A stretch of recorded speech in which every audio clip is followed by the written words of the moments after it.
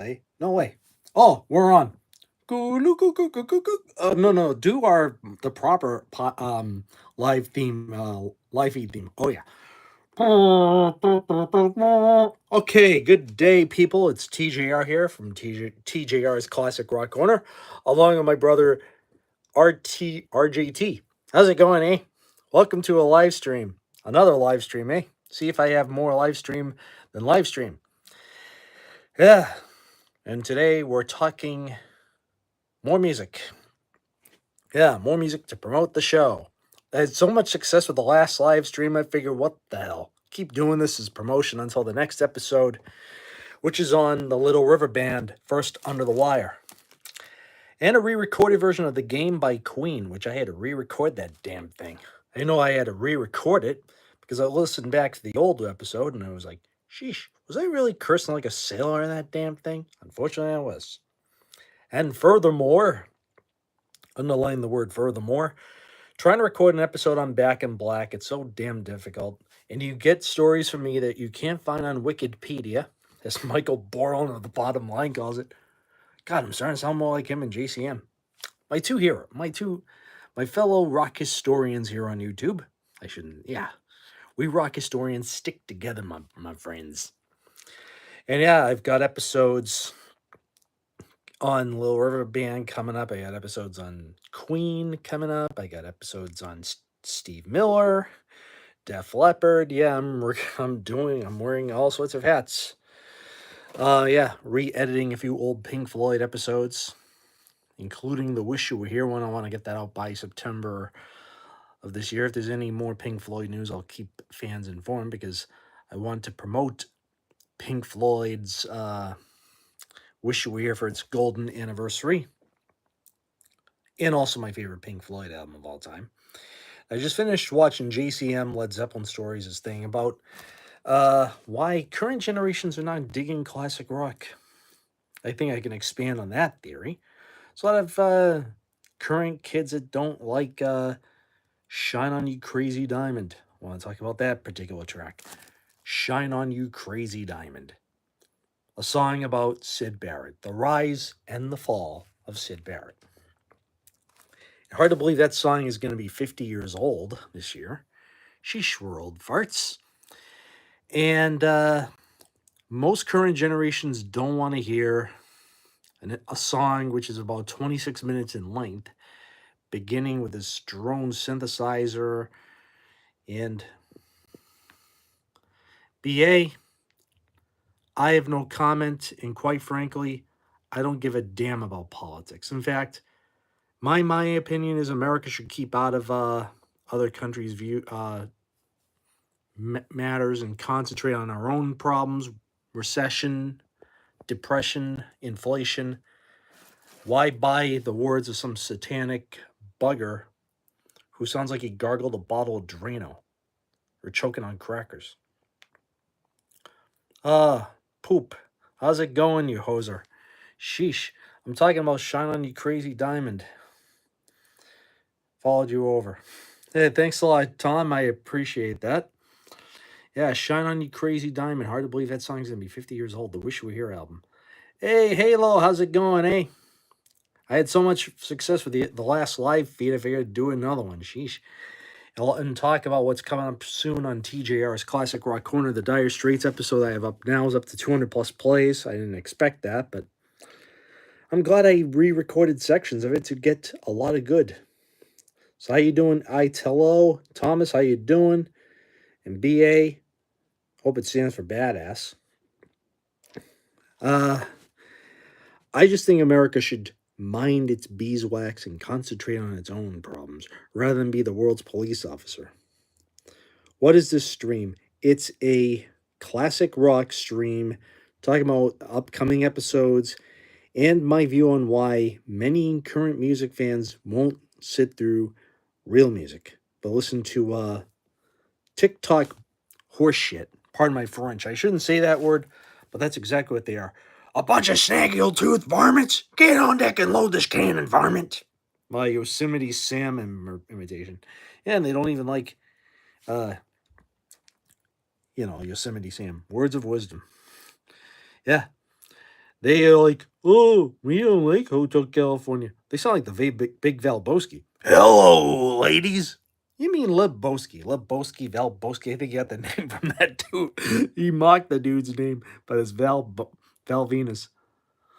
Hello, ladies. Sheesh. Who in the heck is this knob? Let's see. Lightning, take off, you knob. So long, hoser. I am the Eggman. I am the Walrus. Cuckoo Kajoob. Yeah, Goo Goo Goo Joob, not Cuckoo Kachoo. It's Goo Goo Goo Joob. Yeah, anyway, Shine On You Crazy Diamond. I've heard this song a lot over the last 4+ decades. It all started via, I kind of heard it, but my real first memory of it was the Collection of Great Dance Songs compilation album, which began side 2, and it was 4 of the 9 parts. Actually, yeah, 4 of the 9 parts. Parts 1, 2, 4, and 7. Bill G. Williams, I am from the US of A, yes. And I am a Red Sox fan. Any problems? Take it with my supervisors. But yeah, talking about Shine On You Crazy Diamond. Screw Puff Daddy. I'm not an Eggman. You got that right, Liz. I call myself the Walrus. A Wasian. You know what? You're a gonzo. Brilliant. No kidding. You donated $5, Parrot Eater? You rule, man. Shout out to Parrot Eater. Thanks, my brother. I appreciate it. Some high-tech planes. Oh, my goodness. Gabriel, sheesh. I'm the Walrus. Sitting in an English garden. Parrot Eater, thank you very much for the 5. I appreciate that. First donation on TJR's Classic Rock Corner. I can't believe it. Parrot Eater, 420, you rule, man. Shout out to you, my brother. As I'm talking about Shine On You Crazy Diamond, these morons don't know what the hell I'm talking about. Shine On has this 2.5-minute intro with wine glasses, string synths, VCS3, and Richard Wright's Mini Moog synthesizer hits you like a ton of bricks.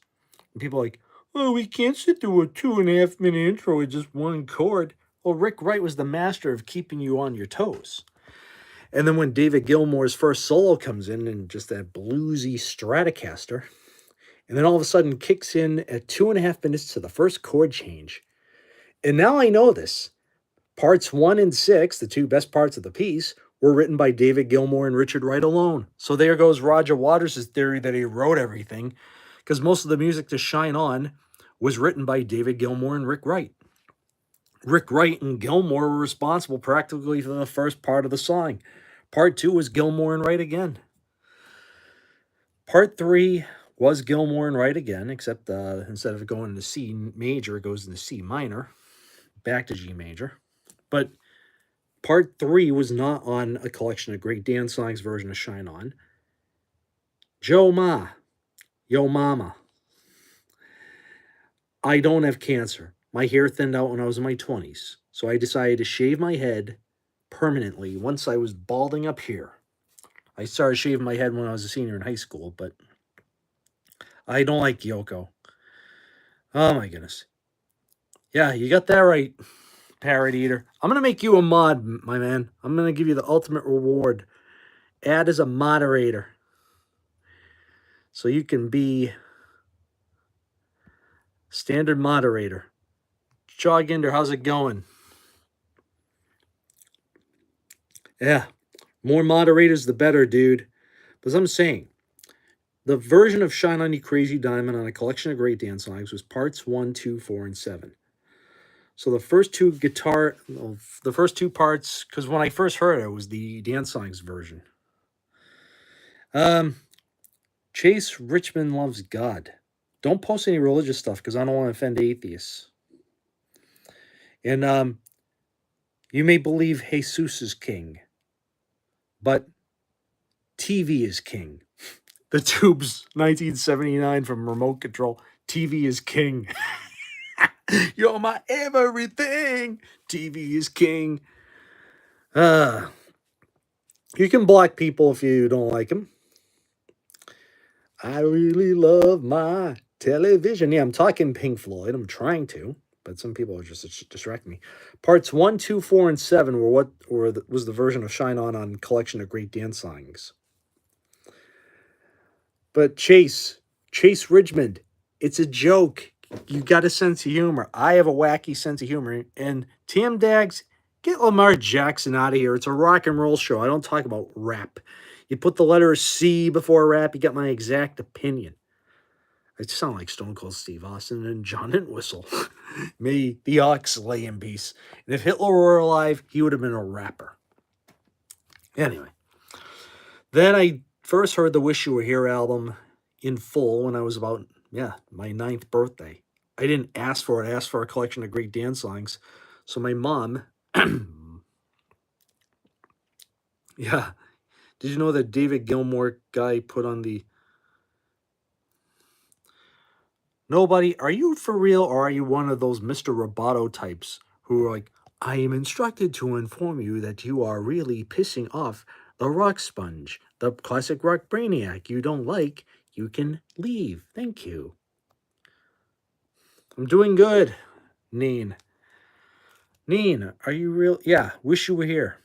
That album. In fact, Sean and You Crazy Diamond segues into Wish You Were Here from my collection of great dance songs because the tracks on that compilation are One of These Days from Metal.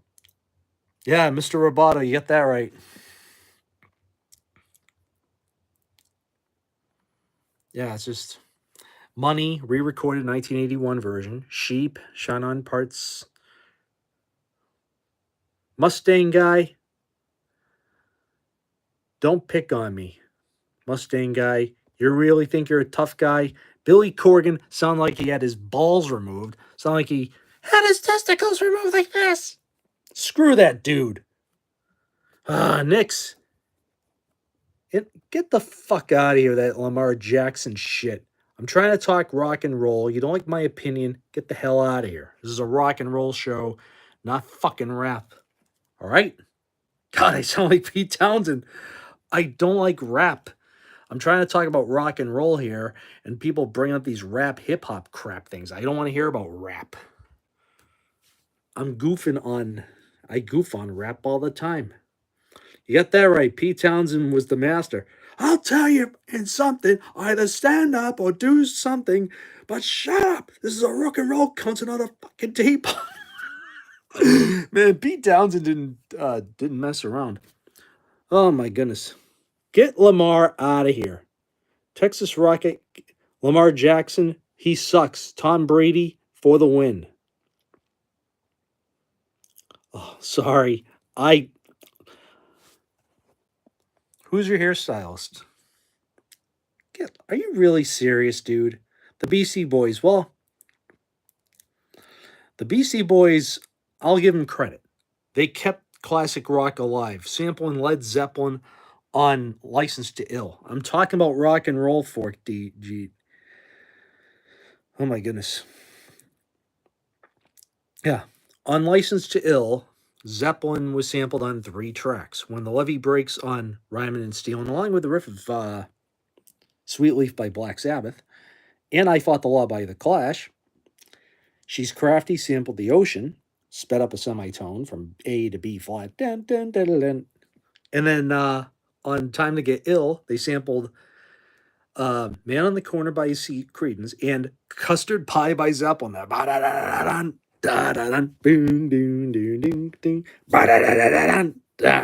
Oh my goodness. Man, oh man, oh man. Oh my god. Yeah, but I'm talking about, you get that. But most rap I don't like. But Pink Floyd, I've been listening to them since I was about in diapers, literally. My mom, may she lay in peace, played me Dark Side of the Moon to lull me to sleep when I was a small little tot. And my oldest sister, may she too lay in peace, had The Wall on vinyl.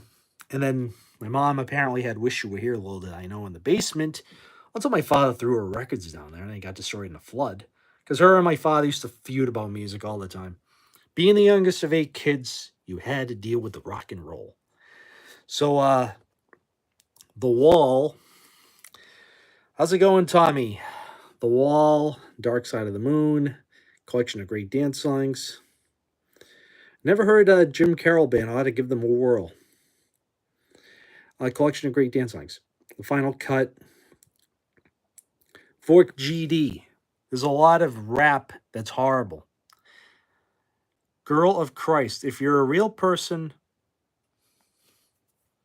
yeah, the Phillies, Red Sox, they're all good teams. Thank you. I appreciate that, Parrot. Parrot, make sure no assholes fuck with me. Steely Dan. Great band. And they had a lot of great musicians in the band that played in that group over the years. In a pet cemetery. Oh yeah, the Ramones. They did that song for the film of the same name. It was also on their Brain Drain album in 1989. My sister had that record. May she lay in peace. Yeah, Steely Dan, those ABC, MCA albums, they did no wrong. Hard to believe that Mark Knopfler played on Gaucho, but it was only on one of the songs for I think like 20 seconds. I have to go back and listen to it. But Mark Knopfler, amazing, amazing track. Oh my goodness. Guillermo Blanco.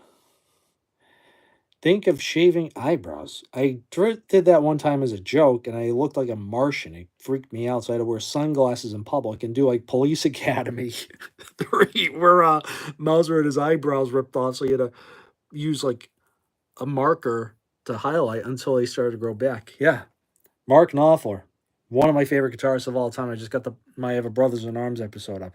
It's true. I mean, I literally did a Mauser in Police Academy 3. The eyebrows came off. I'm like, oh my God, I look like a Martian. Psh, shit. It's real eyebrows, dude. It's real eyebrows. They grew back thicker than ever. It's a funny but true story, but I learned I looked like a Martian, so I had to wear sunglasses in public because I made a major mistake. Because I would have been being autistic and seeing things in movies and trying to imitate them. You're like, I know. It's just some people get the wrong impression. When you have autism spectrum disorder, you do tend to do things a little weird. People say, "Oh, I'm like, I did, I regret it."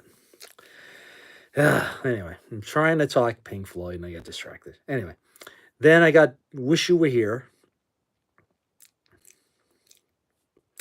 I really appreciate that, Tommy. It's amazing. Yeah, Austin 316 says, I just whipped your ass. And if you want me to whip somebody's ass, give me a hell yeah. Hell yeah. What? Hell yeah. That's exactly what I thought. Long live Stone Cold. My favorite wrestler of all time. You are Vince without a shadow of a doubt, the dumbest son of a bitch. Californication is an interesting tidbit between that and Def Leppard's Euphoria album that came out in 1999. They came out the same week. Californication was so huge that Euphoria, which was Def Leppard's comeback, barely made the top 10, but that's all right. But I love Mankind, The Rock. My favorite wrestling era is the Attitude Era. Yeah, technically I'm a Zennial. For those of you who don't know what a Zennial is, it's those born between 1976 and 1982 that didn't quite fit in with X and not really with Y either. NTBX. NTBX, if you have nothing nice to say to me, get the hell out of here. Because I am not tranny. I'm 100% heterosexual male. If you don't like it, get your ass out of here. Stupid asshole. Sorry, folks. I don't mean to curse. Oh, thank you, man. It's just I don't like people pushing. Oh, The Undertaker. Your corporation will fall, McMahon, and I am going to destroy you. Donut King, you are a piece of shit. If you have nothing nice to say to me, get the fuck out of here, you asshole. I shouldn't swear like that, but yeah. Your corporation will fall. Yeah, the Patriot. Well, I actually do like a lot of the ruthless aggression era. And, and my favorite female in WWE was Stacy Keibler. I had the biggest crush on her. Yeah. Oh, you mean Draymond, the guy that sounds like Alex Jones's Donut King. To quote Mr. McMahon, "You're fired." Sorry. Kurt Angle. Oh, it's true. It's damn true. My name is Kurt Angle, and what the heck? I want a gold medal with a broken freaking neck. You better stop off, because we ain't friends, because I'm moving on up like the Jeffersons. See, now you don't scare me, no, no, no. I might suck, but you just blow. Word. Woo. Oh, it's true. Oh, my goodness. I mean, oh, my God. Yeah, Kurt Angle, when he was a baby face, he was awesome. Yeah, Cena as Marky Mark, come Eminem, Thugonomics, Steve Austin, the man, the myth, the legend, and like I said, my favorite diva was Stacy Keibler. I had a big crush on her because she looked like my best friend from college, A, and B, drop dead gorgeous. Yeah, in fact, my best friend from college was almost a dead ringer for Stacy, believe it or not, and I'm still friends with her after my friend for 28 years now. And her and I have never had a fight. She knows how much I love Pink Floyd and knows I'm the only guy in the world who's been a Pink Floyd fan for years and not ever done drugs. Oh my goodness. Ruthless Aggression era was also when Stone Cold was in Raw. Yeah, he was the co-GM of Raw. I love that co-GM shtick. Bischoff pissing off the good guys. Austin sticking up for the good guys. And then Mick Foley was a good co-GM as well. He freed Stacy from Test and Steiner. And Bret Hart was the man. Yeah. Also, Heyman. Well, Heyman was GM of what do you call it? SmackDown for I think like 8 months, and then he quit. And then Angle took over, and then Mr. Peanut had Theodore Long took over. Richie Valens, the man. I just watched La Bamba the other day. Great movie. First saw it on HBO back in '88.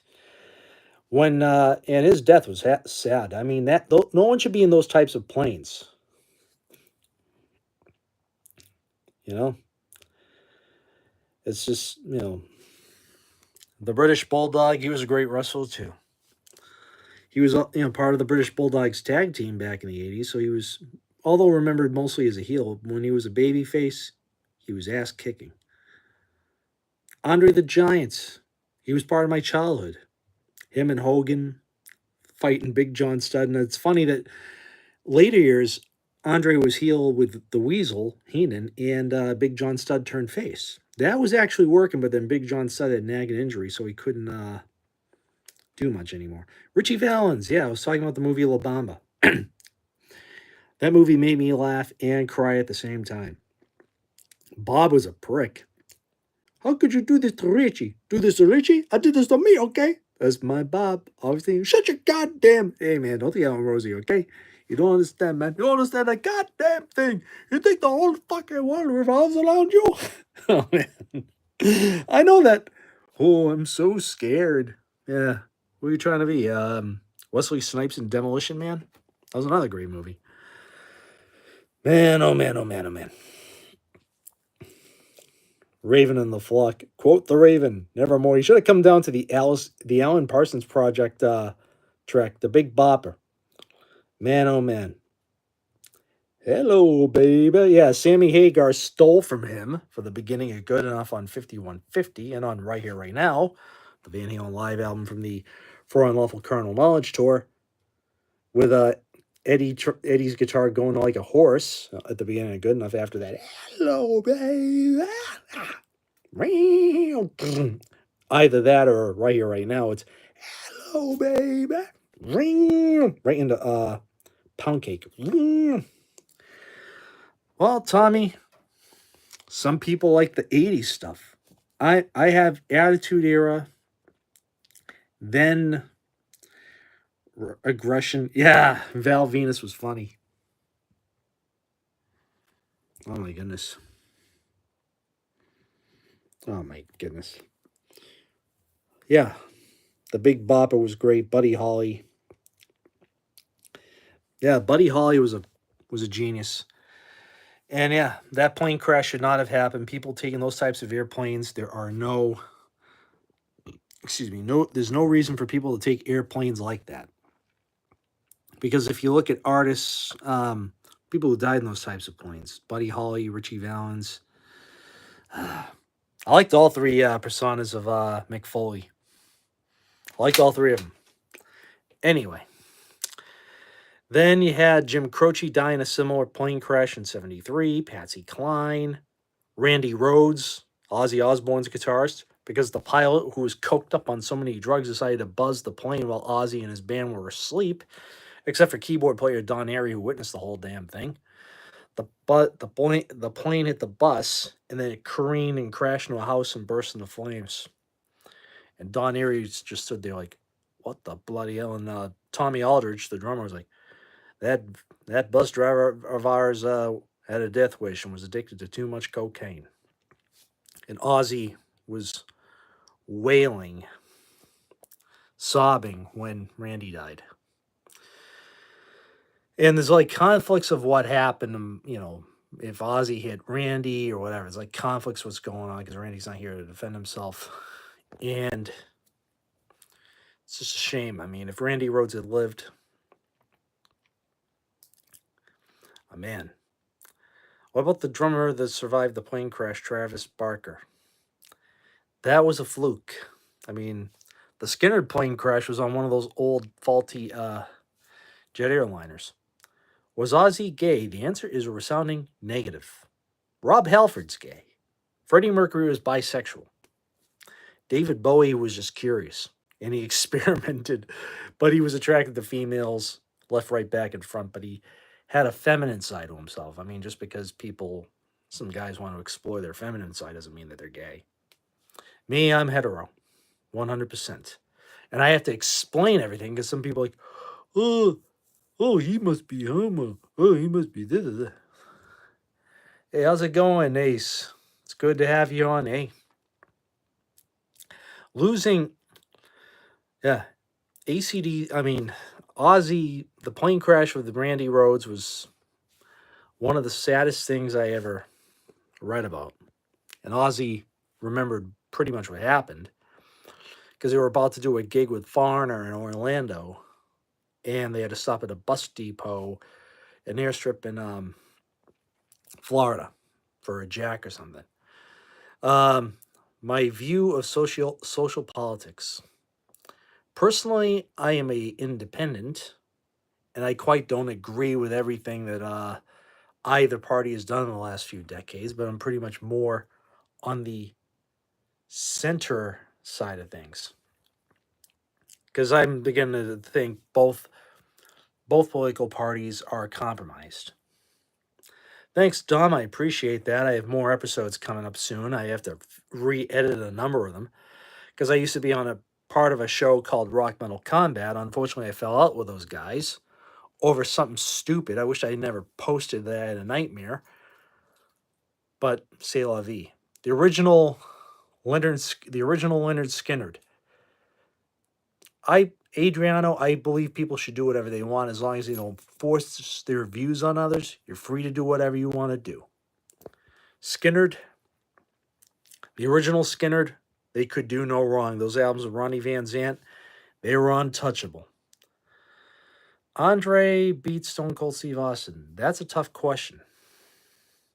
Yeah, Jim Croce. May he lay in peace. And one of the worst, speaking of folk singers, Harry Chapin had one of the worst demises in history. He was on his way to a meeting and he dropped dead of a heart attack and got rear-ended in his Volkswagen Rabbit by a guy driving a big truck. And yeah, his death was kind of parodied by that band. I'm trying to think. It was Dirty Rotten Imbeciles or something. They had a song called "Ode to Harry." How you doing, Parrot Eater? I'm still doing good here. making sure you keep all the riffraff from trying to set me off on a rampage.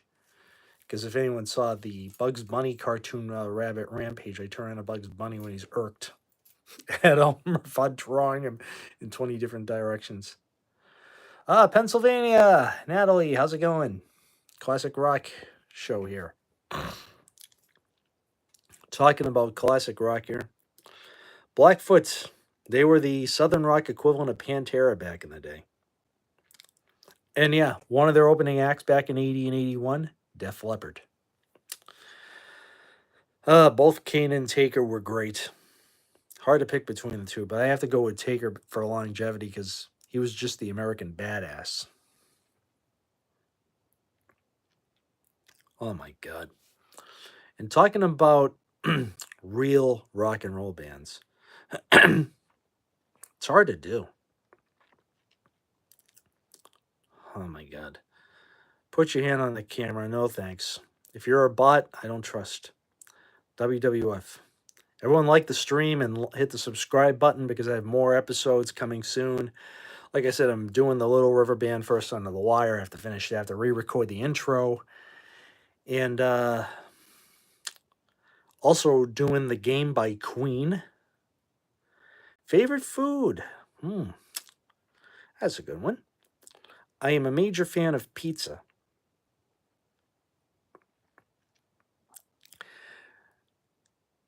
Yeah, I'm a fan of pizza and ice cream. And I don't drink alcohol.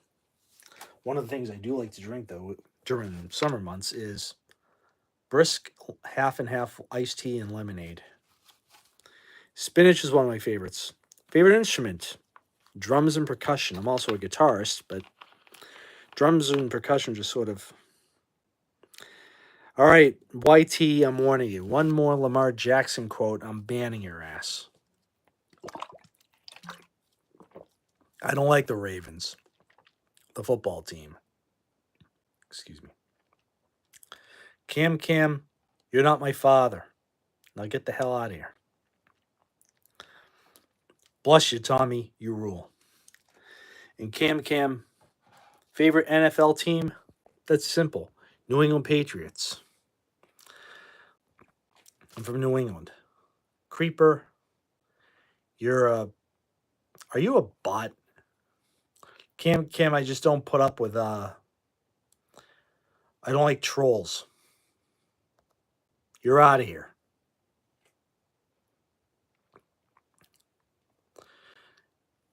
I'm not a proponent of guns, and personally, I don't own them. I don't like them personally, but I think people have a right to possess them. But guns scare me. I'm scared of guns. Oh my goodness. Hello, Thomas. As I'm trying to talk about music and various different things, I'm getting sideswiped by all these. Swaharma, you're like Swahili, you're gone. Hit the bricks. Hello from Australia. Creeper, pervert. Oh, no, not you. Hang on, this is going too fast. Creeper, you're gone. Jesus. Ryan, Jesus loves us all. Jesus Christe. Yeah, that's how they say it in Spain. Jesus Christe. Long live. You know? Smoke. Ethio, you're a butt. You're gone. Hit the bricks. Rocky, how you doing? How's it going, eh? Trying to talk music. And Mana the Mexican band. I never heard of them. I should invest in them. And as I was watching JCM Led Zeppelin stories thing, trying to keep classic rock and rock music alive is so damn difficult. And trying to talk to kids about long songs like Shine On You Crazy Diamond, Hemispheres from Rush, Cygnus X1, they are just like, oh, we can't sit through a 20-minute song. This is too long. Go listen to that Ellis chick, that Marlboro medium puffing Zoomer with pink and with green and purple hair. That Fiona Apple, who looked like she weighs about 9,000 pounds. whatever her name is, Ellish, William Ellish. I have no freaking clue. I can goof on that shit. Bands do I recommend that are current? A new current band I'm a fan of is Mike Russo. Billy Corgan sounds like he had his dick removed. Sounds like he had his balls cut out. He's a homosexual horse jockey, sausage jockey, that is. Rock and roll is dead. Well, it's not dead per se, but once, I don't mean to get political here, but Bill Clinton signed in 1996 a thing called what was that? The Telecommunications Act.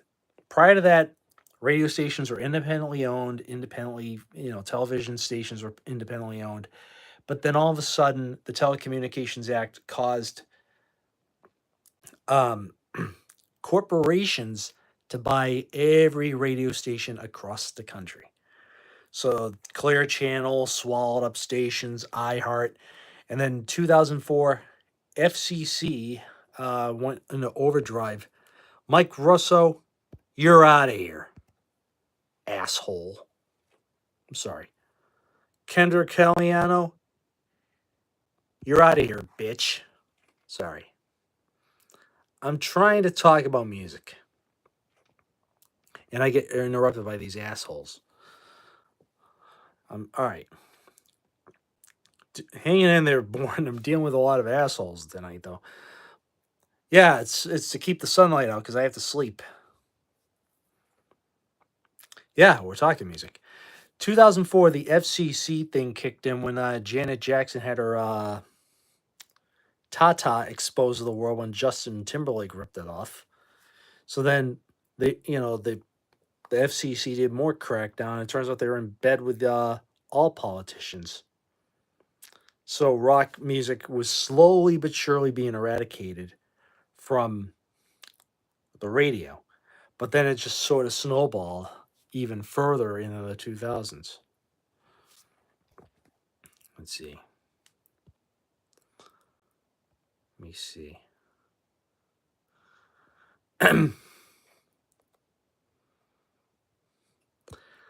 Yeah. Elon. Well, rap is actually dead. Rap is no longer popular now. It's bro country. Bro country is the thing. Rap is dead. I'm sorry to say, but you don't see Jay-Z making music anymore. He's too old. He's a dinosaur. Run DMC, they don't make music anymore either. It's now been replaced by what we call mumble rap or teen pop.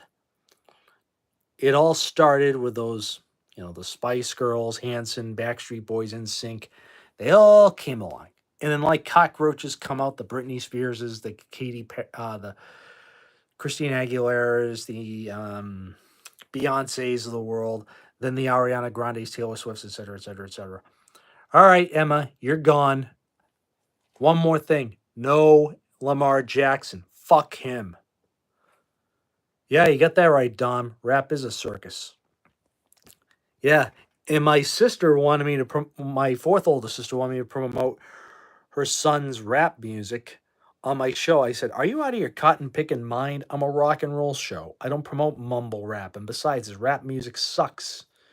Her and I don't speak. And her kid served time in cell 151. That shows you how much of a clown he is. Why am I bald? Well, my hair thinned out when I was 22 years old.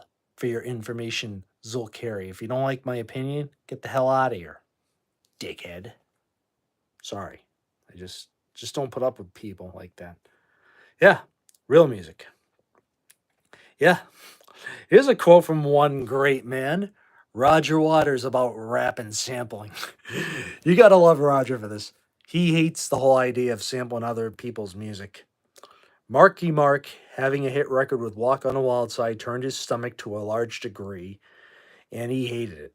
Lou Reed didn't care, but Roger made no bones about it. I remember when he said that on Rockline in February of 93. I'm like, Roger's sticking to his guns, man. Wish more rock and rollers could speak out against the dangers of rap. Good old Roger. And he's like, there's an interest in bands who are coming out with, making their own songs. I mean, now, you know, like I said, the last time Linkin Park, um, well, they should have ended with Chester Bennington. I'm not a fan of Linkin Park, but he was the voice of the band. Jackson, you're gone. Don't make fun of me, dickhead. Anyway, thank you. Thank you very much. As I was saying, Chester Bennington had some. You too. Have a safe night, Tommy. God bless you, my man. Get some rest. I went to church earlier today, got the host. Trying to stay in the light. So darn difficult when you got a lot of morons trying to up Gunshine. Good lord, what a name for a band. Gunshine. I never heard of them. I mean, it's hard to explain. Let's see here. Well, this guy, Triple B, you're gone. Bless your heart, Tommy. Long live. ICP. They were comedy as far as I was concerned. I didn't take them quite so seriously. Lauryn Hill, on the other hand, she hated people like us who bought her records. I'd rather my baby starve and why they buy my records. Boo-hoo. Whitey made you rich. If you got a problem with people of Caucasian color making you rich, you got that right. Well, it's a finished basement. It's I'm 5'11", 5'10", 5'11" Kyrie Irving, get the fuck out of here. Fuck Lamar Jackson and fuck you too, asshole. If you call me racist, it's your problem. I'm not racist. It's just I am sick and tired of hearing about Lamar. No, it's a seal. This is a to keep out drafts during the wintertime. I have to peel it off because we're supposed to have a heat wave in the next few days.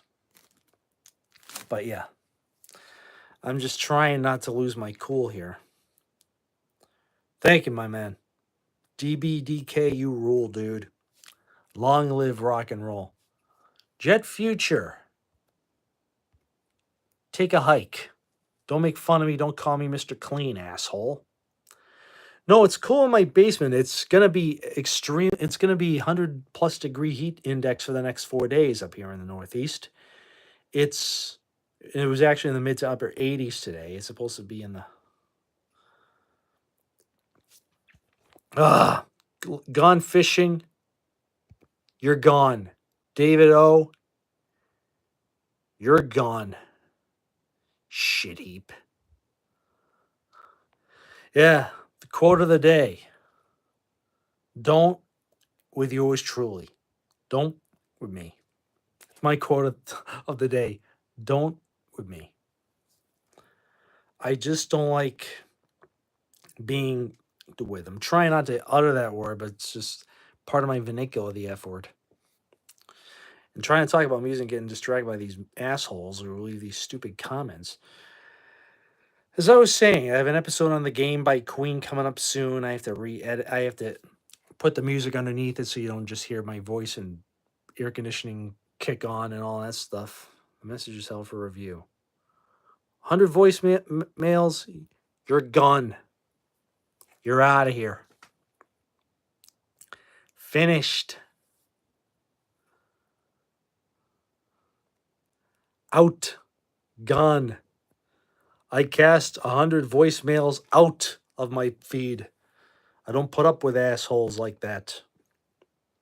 Yeah, I can use that word. As I was saying, I don't know if to take that as a compliment or are you trying to hit on me because I'm not attracted to dudes. I'm attracted to women. Thank you very much. Thanks, Parrot Eater. I appreciate it.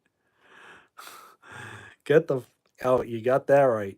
I'm trying to talk music, and these morons are posting all this stupid, nonsensical crap here.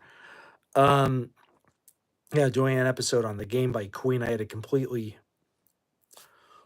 Elon, I think you have your profile picture's that of a dork. Any man who has a profile picture of a dork hanging out, you're gone. So you're gone, um, Elon von Braun. And thank you, my man. I just don't like. Pardon. Jack Black is one funny dude. He was hilarious. School of Rock, great movie. High Fidelity. I should watch that movie, although I lived it because I worked in record stores for many years. Little Richard, he was one of the kings of rock and roll. Favorite band? Well, I'll tell you my top 5. Pink Floyd, Rush, Led Zeppelin, Queen, and I guess my 5th favorite band would be Metallica, I guess. Yes, that's my top 5 bands. Hey, Frederick, how's it going? Hey, Blink 182. There is punk as hot topic. Moad, if that's a LGBT Moad, you bug-eyed bastard, don't ask me any crap. Who are these morons? This is Wild Rogue. Wild Rogue, your ass is fired as of today. And you are gone. And look at this dude here.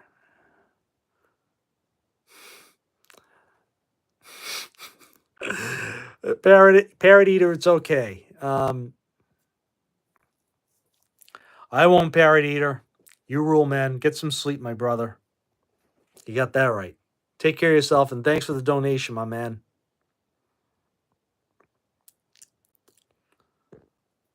Song. What kind of who do you think I should like? Obituary? Screwdriver? You rule, Parrot Eater. Thanks for the donation. You rule. You rock. Can they actually put that towards more equipment for the show? And Danilo Brito, you're gone. Toto, one of the best bands in history. The first 4 albums are amazing. My favorite is a very underappreciated album of theirs. Their second album called Hydra, their progressive rock album. Should have been big, but it was a lot of competition on in 1979. Turn Back, their third album, should have been big, but unfortunately didn't happen. Bad Religion, I cannot get into it. Videos I make podcast videos. Oh my goodness. Go to sleep, man.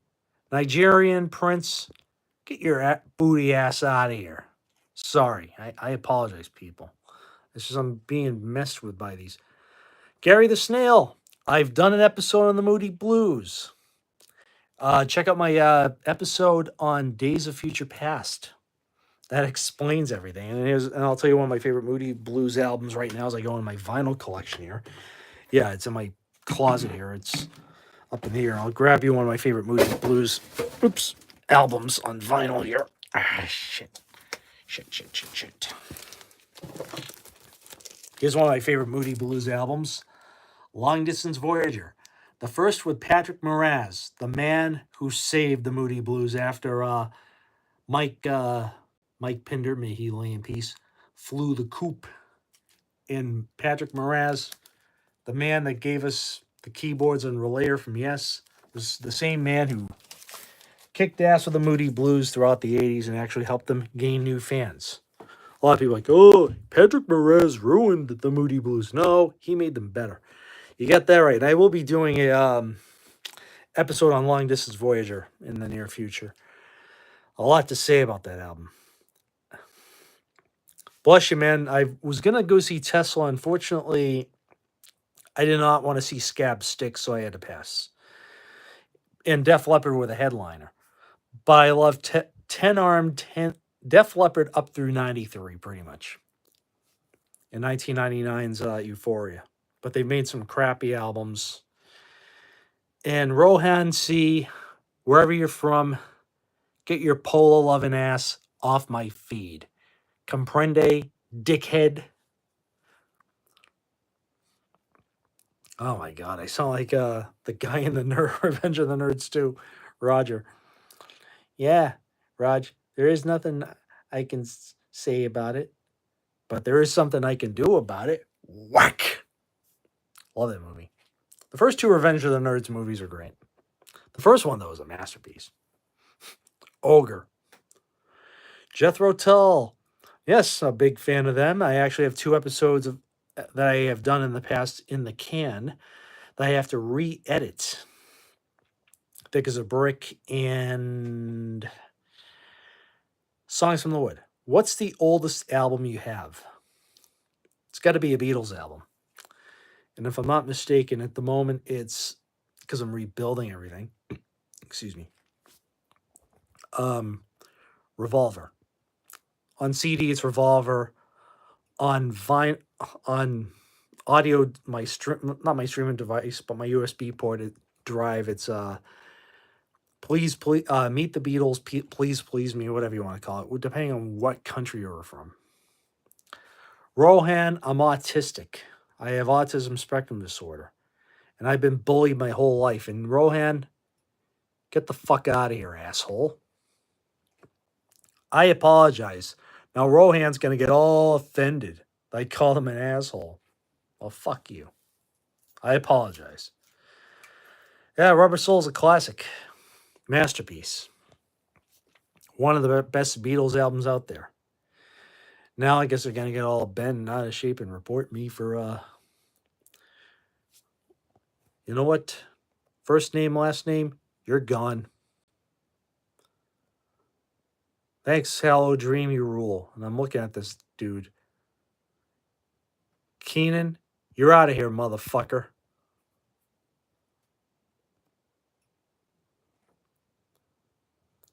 But Rohan was pissing me off. It's just, I just don't like people messing with me. It's just, I just don't put up with crap. I mean, I was bullied a lot when I was a kid. Having autism spectrum disorder, I was bullied, ridiculed, made fun of. As I get older, I just don't put up with it. I'm doing a live feed and I'm trying to be nice, but when I have assholes, I have to act like a dick. Sad Wings of Destiny, masterpiece, one of the best Judas Priest albums ever made. I mean, I was bullied a lot when I was a kid. Luckily, I had my older brother in school with me who was autism spectrum disorder, Zavu. It's autism spectrum disorder. Asperger's doesn't exist anymore because Adam Lanza used that as an excuse to shoot up a school, and the quacks removed that diagnosis. So now they changed it to I've always been autism spectrum disorder. I've always been autistic. I was diagnosed when I was 3 years old. Bro is banning everyone. Oh, hello, Dream. No, BlackRock, it's because I'm autistic, and if you have nothing nice to say, get the fuck out of here, dickhead.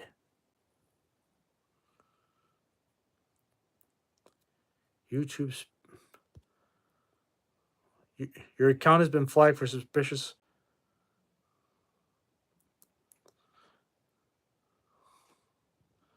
I don't know if this is a real channel or what. The YouTube tech support. No, I wouldn't. Yeah, I know the YouTube tech support is fake. It's a fake. Yeah, I had a feeling it was going to be. In Cincinnati prods, I'm going to lay down the law, dude. Cincinnati prods, you're out of here. Hallow Deem, I'm autistic and don't mess with me. You know what, Hallow Deem, if you're trying to get a rise out of me, you're gone.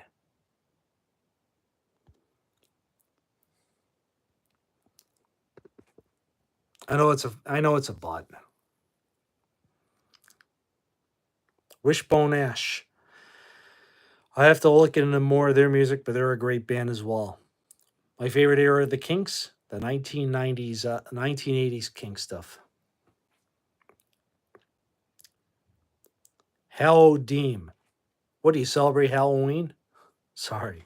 It's just I don't put up with people making fun of me, ridiculing me. I am the youngest of 8.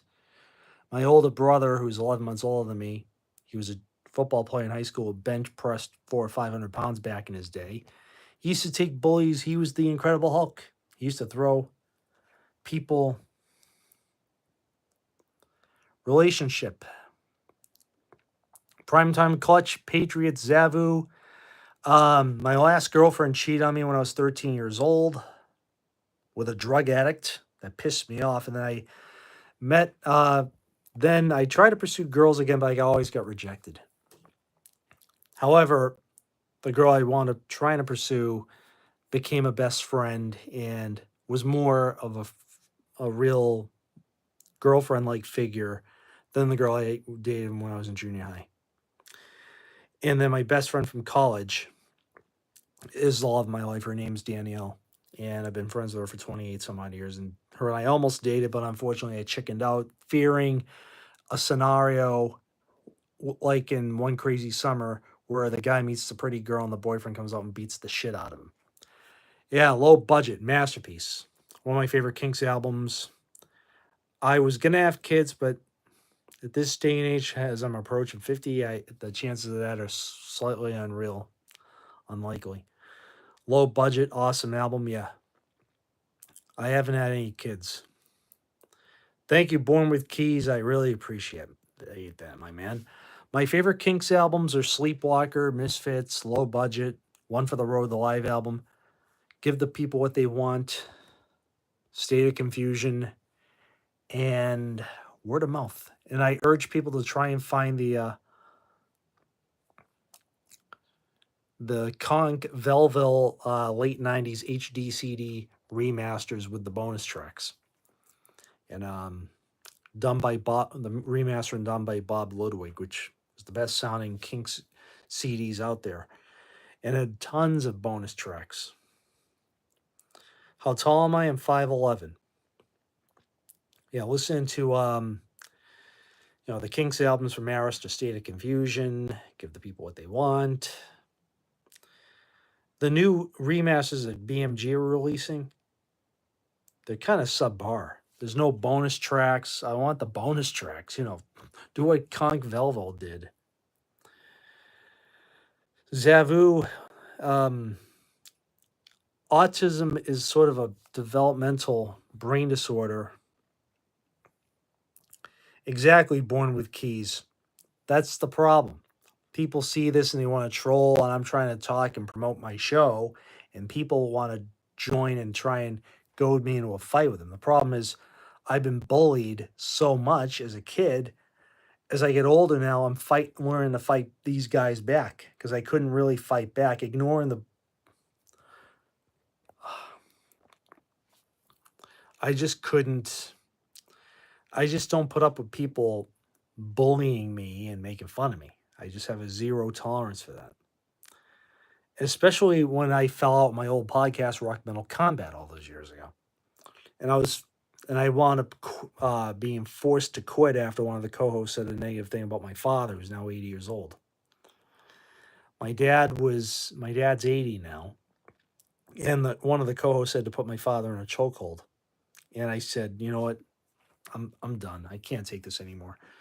And the guy was drunk, but still I have a zero tolerance for people who drink. Because I wanted Rock Metal Combat initially to be a proper. Well, Zavu, I tried ignoring, but once they download your videos and character assassinate you, then you got to take Born with Keys. I agree with you, man. Zavu, here's the bottom line. I tried to ignore them, but they downloaded my videos and took personal cheap shots at me and doctoring what I say and taking what I say out of context to make me look like something I'm not. And that's why I had to fight back and I had no choice but to file legal papers on him. At some point, you're just left with no alternative. I'm doing okay, Nayman. And those guys can still say I'm a liar, and I was brought on. I was a co-founder of Rock Metal Combat. It's just a shame that Sadie, happy birthday. Samson, I'm not a corrupt. Yeah, Zavu, I did have people download my videos and then post on their Facebook pages and make mock and ridicule jokes on me. That's what triggered me to have a mental breakdown. I freaked out because I thought in my heart that they had changed, that they had grown up, that they were nice. They had me fooled pretty good until they invited me back in their group and they basically spat in my face. Basically saying my mother faked her death, call me, I don't know if I should say this, Tardance, Retardan, making fun of my name, Terrence Reardon, Terrence Rear End, Government Sponge. I'm not, yeah, I have a handful of friends. In my life, I've had 5, to say the least. My buddy Dennis since junior high, 6th grade, him and I hang out every now and again. Chuck, been friends with him for 38 years. Danielle, 28 years, closest thing to girlfriend I've had. And Andrea, my other friend, lifelong friend since I was about 13. I haven't seen her in years because she's married and has 2 children. So I don't want to bother her. But, was one of the very, the very important people in my life. They don't mind me sharing the stories. In fact, 2 of my friends, um, 2 of my friends are not on social media, so they don't mind me keeping their name alive because what they've taught me over the years, I like sharing. You know why? Because it grows experience. Spicy Ranch, I'm trying to talk music and autism and other things. You don't like what I have to say? Leave. And being bullied, I had no choice but to go bald. My pleasure, you're not a pleasure, you're a pain. God, I sound like the Judas Priest song. Pain, pleasure, from Screaming for Vengeance. Or the Queen track from A Kind of Magic. Ooh, ooh, pain is so close to pleasure. I know. Sunshine and rainy weather. You're hand in hand together all your life. Freddie Mercury singing in the falsetto voice. John Deacon wrote the music, and then Brian May doing those killer ass guitar solos on that track. Should have been a hit. It was released as a single here in the States, but unfortunately it didn't do squat. But at the time, it was Bon Phony. God. Bon Phony. Glam metal. Yeah. Sharing my experiences and talking about what I've gone through is sort of making me feel better and come to terms with, all the things that have happened in my life.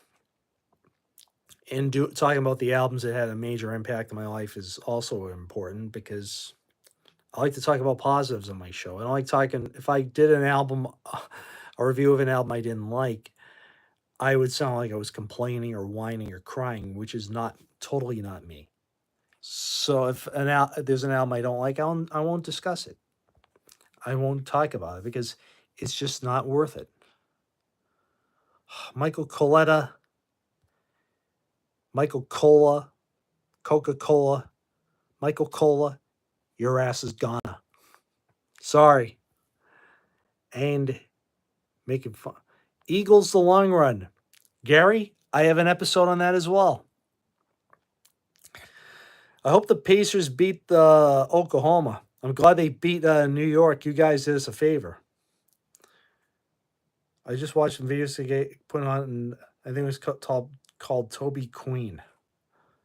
How much on average do I make with live streams? I'm in the early stages of trying to make money. I'm trying to ask for donations because I have to keep my podcast going, equipment, et cetera, et cetera, et cetera.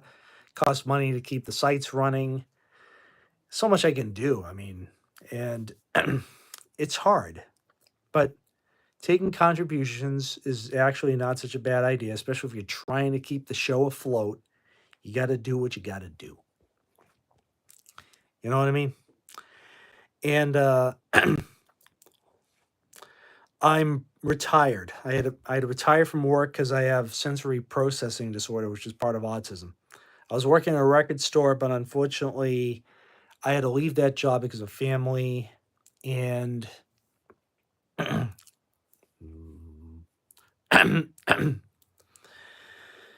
Yeah, I actually retired from the workforce, and now I take care of my 80-year-old father, which is a 24/7 job for the next several days.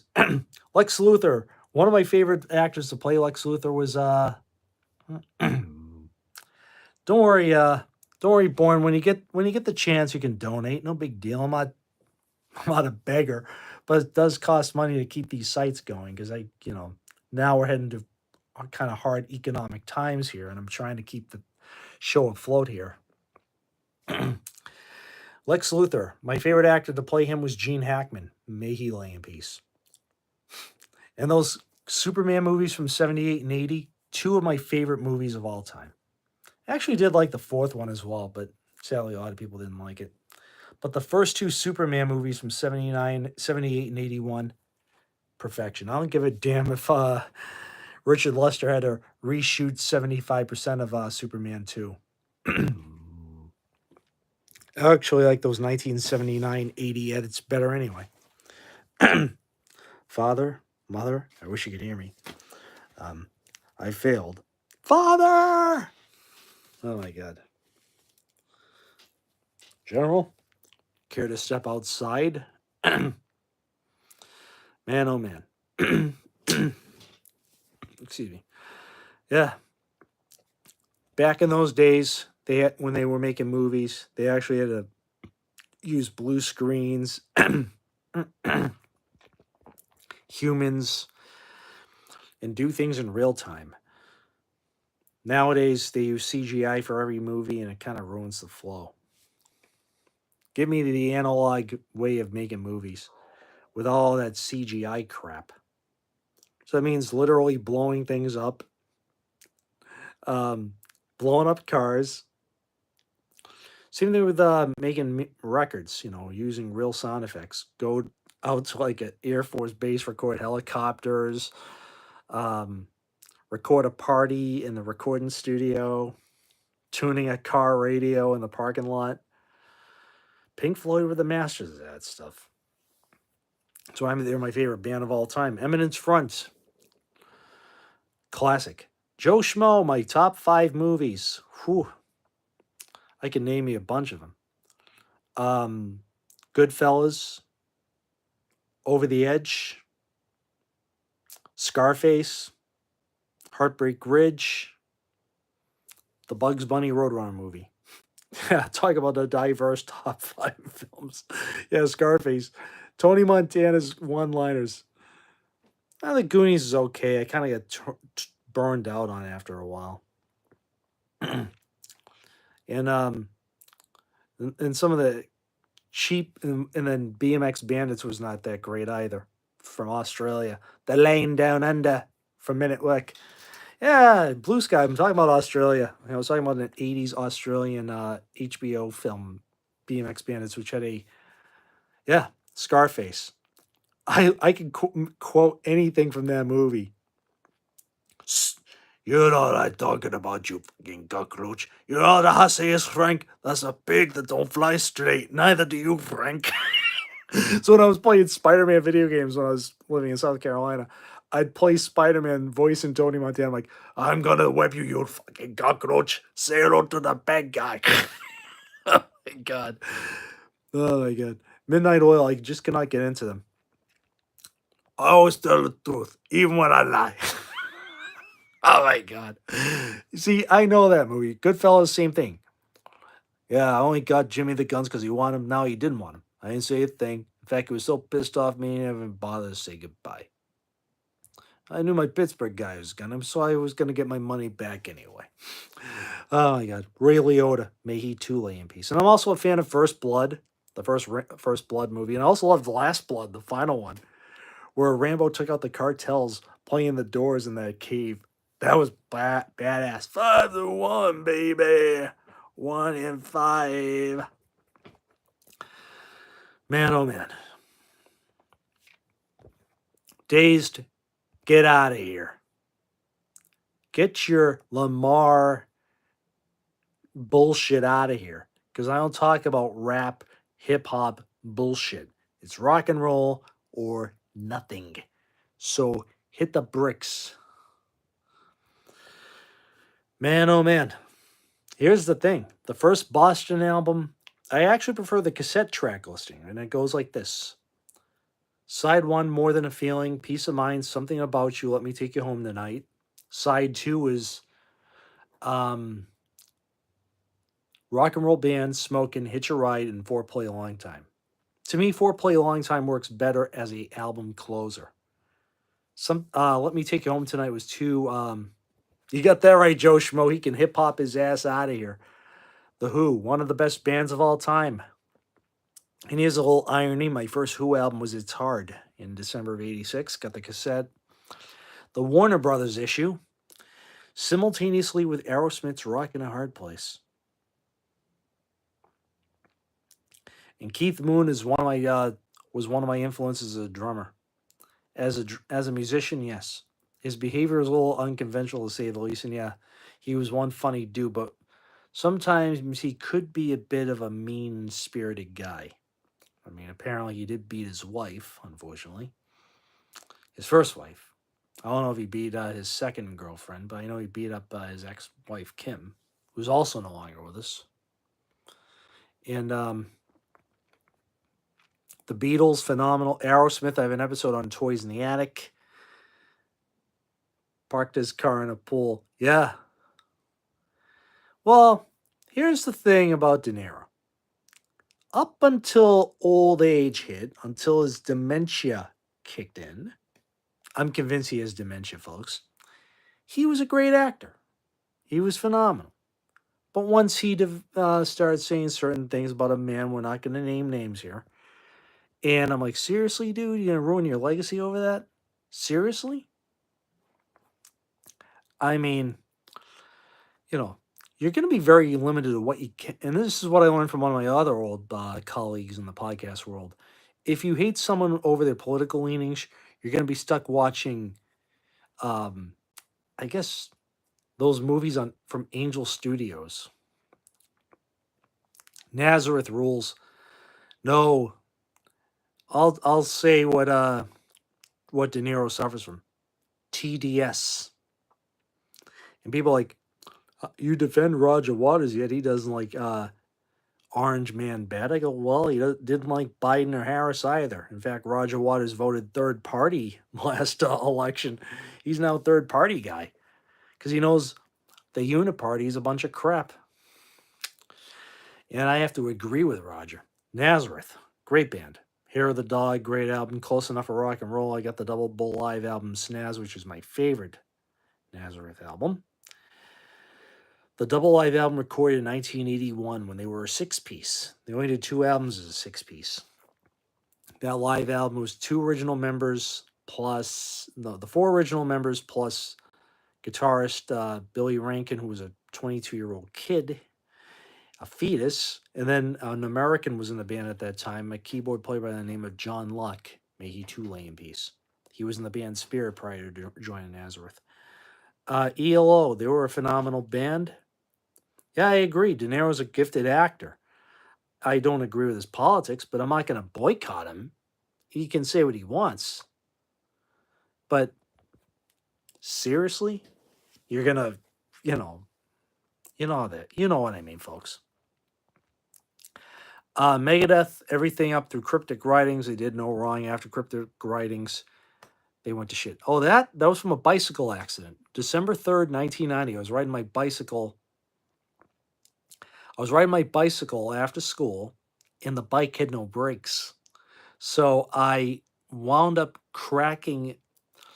The bike had no brakes. I flew over the handlebars into a thorn bush and dove headfirst into a patch of thorns, and I had 4. Well, we didn't have bicycle helmets in those days. This was 1990, so helmets were not used for bicycles in those days. In hindsight, I should have had something over my head. I had a John Lennon mop back in those days. My hair was like John Lennon circa 1963 Beatles. And sliced my head open.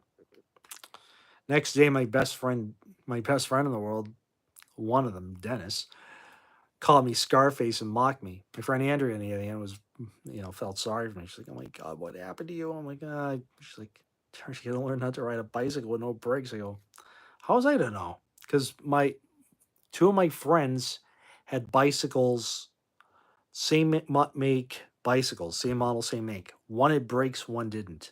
The one that had no brakes was at the house. The one that had brakes wasn't at the house. The one that had no brakes was at the house.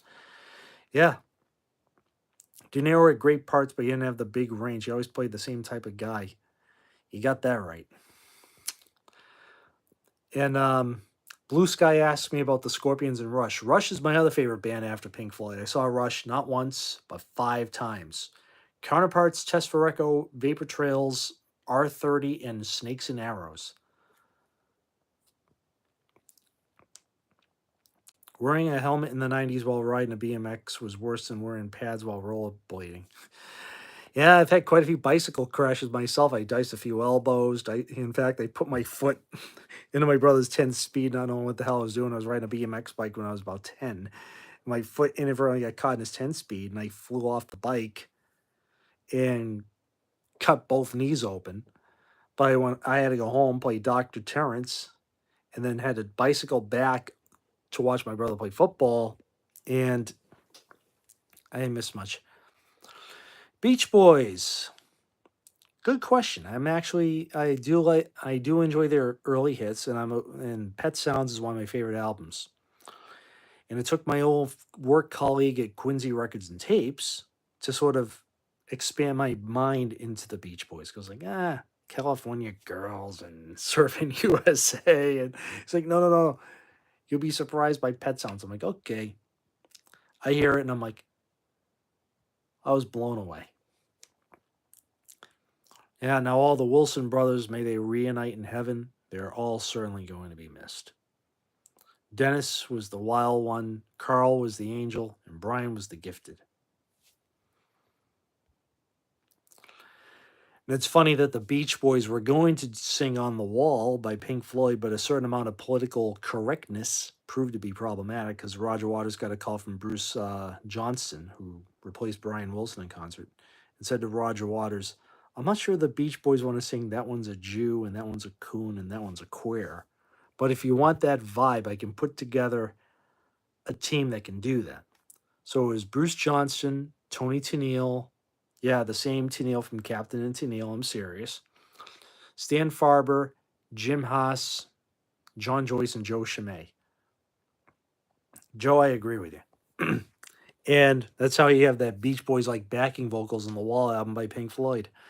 Because Roger wanted all the Beach Boys, but Bruce Johnston's like political correctness proved to be very problematic. Because Bruce Johnston's like, we don't want to be singing That One's a Coon and That One's a Queer and That One's a Jew and all that stuff. But if you want that, I can put together a team for you. And Tony Tennille said about working with Pink Floyd, she thought the members of the band were DBDK. I have an episode of Darkness on the Edge of Town on this channel.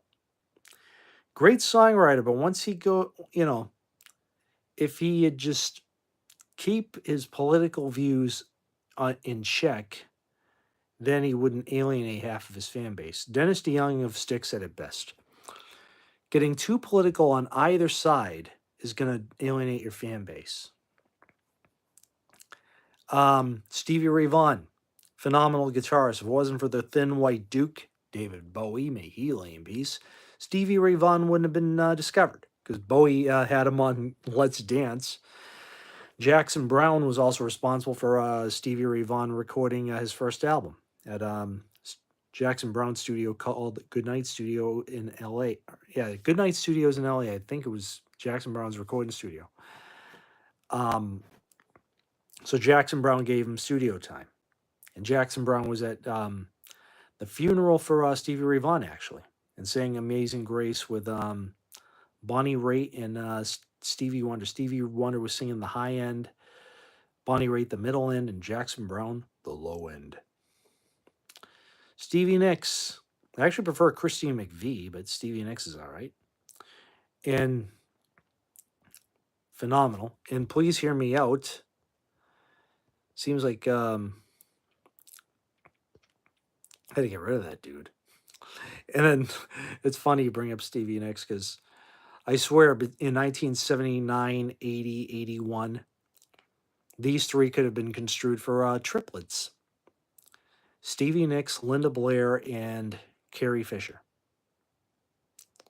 Yeah, because Linda and Stevie at that time both had the same hairstyle. And they were both short, but Linda mercifully kicked her drug habit in 78, 79 because she had gotten busted for cocaine possession in December 77 and marijuana in August 78. So any of that crap you read on Wikipedia about her is a fun bunch of bullshit because I've done lots of research on her career, and plus the fact that I had a crush on her as well. She got herself sorted out, got herself clean, and was on probation for a number of years and focused her time and energy on riding horses, show jumping, that is, to keep herself out of trouble. And she was dating Tommy Shaw of Styx, ironically, at the time.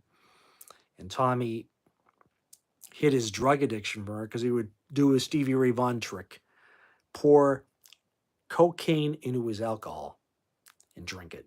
Stevie Ray Vaughan did the same thing because when Stevie Ray Vaughan was using, he would sometimes take the cocaine, dip it into his whiskey, and just drink as a quick pick-me-up. Oops. Early Styx, phenomenal. Oops. Hang on.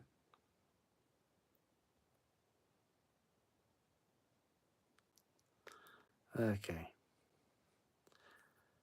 Yeah, anyway. Jefferson Airplane. Early Styx. Actually, I'm a fan of everything up through Edge of the Century. Brave New World was so-so, but Edge of the Century wasn't a bad record. And hang on. There we are. Yeah. And here's Blue Sky. You bring up a good point. Steve Miller said this about Stevie Ray Vaughan. His death was worse than Jimi Hendrix because when Jimi Hendrix died, Jimi Hendrix was a junkie. His life was falling apart. He was a mess. He was addicted to mucho drugs. Whereas when Stevie Ray Vaughan died, he was sober for 4 years. He got himself clean. He was off drugs. He was off alcohol. Gave up everything. So he was pretty much teetotal for the last 4 years of his life. Gave up smoking, drinking, drugs, you name it. He was completely clean. But in hindsight, he should never have gotten on that helicopter in Wisconsin because Steve Miller lived in Wisconsin, knew that area very well. He said flying helicopters in fog was a bad idea. They should have taken a van to his hotel, a 90-minute drive. He would have been at his hotel in an hour and a half. Flying helicopters in fog is a mistake. Apparently, Kobe Bryant did not heed Steve Miller's warning about it. DBDK, Hendrix died from drugs and alcohol. Hendrix was a known cocaine, heroin, and pill popper and a drinker. Steve Vai, phenomenal guitarist, my favorite guitarist. Yeah, same thing happened to Kobe, happened to Stevie Ray Vaughan, 30 years early. Stevie Ray Vaughan died 30 years before Kobe. The Doors, phenomenal band. I have an episode on LA Woman. I have to re-edit and get that back out and up. I have to record a new intro and remove as many profanities as possible. My favorite guitarist happens to be David Gilmour. Yep, the same David Gilmour of Pink Floyd fame. And I learned a little interesting tidbit about the intro to the title song, "To Wish You Were Here."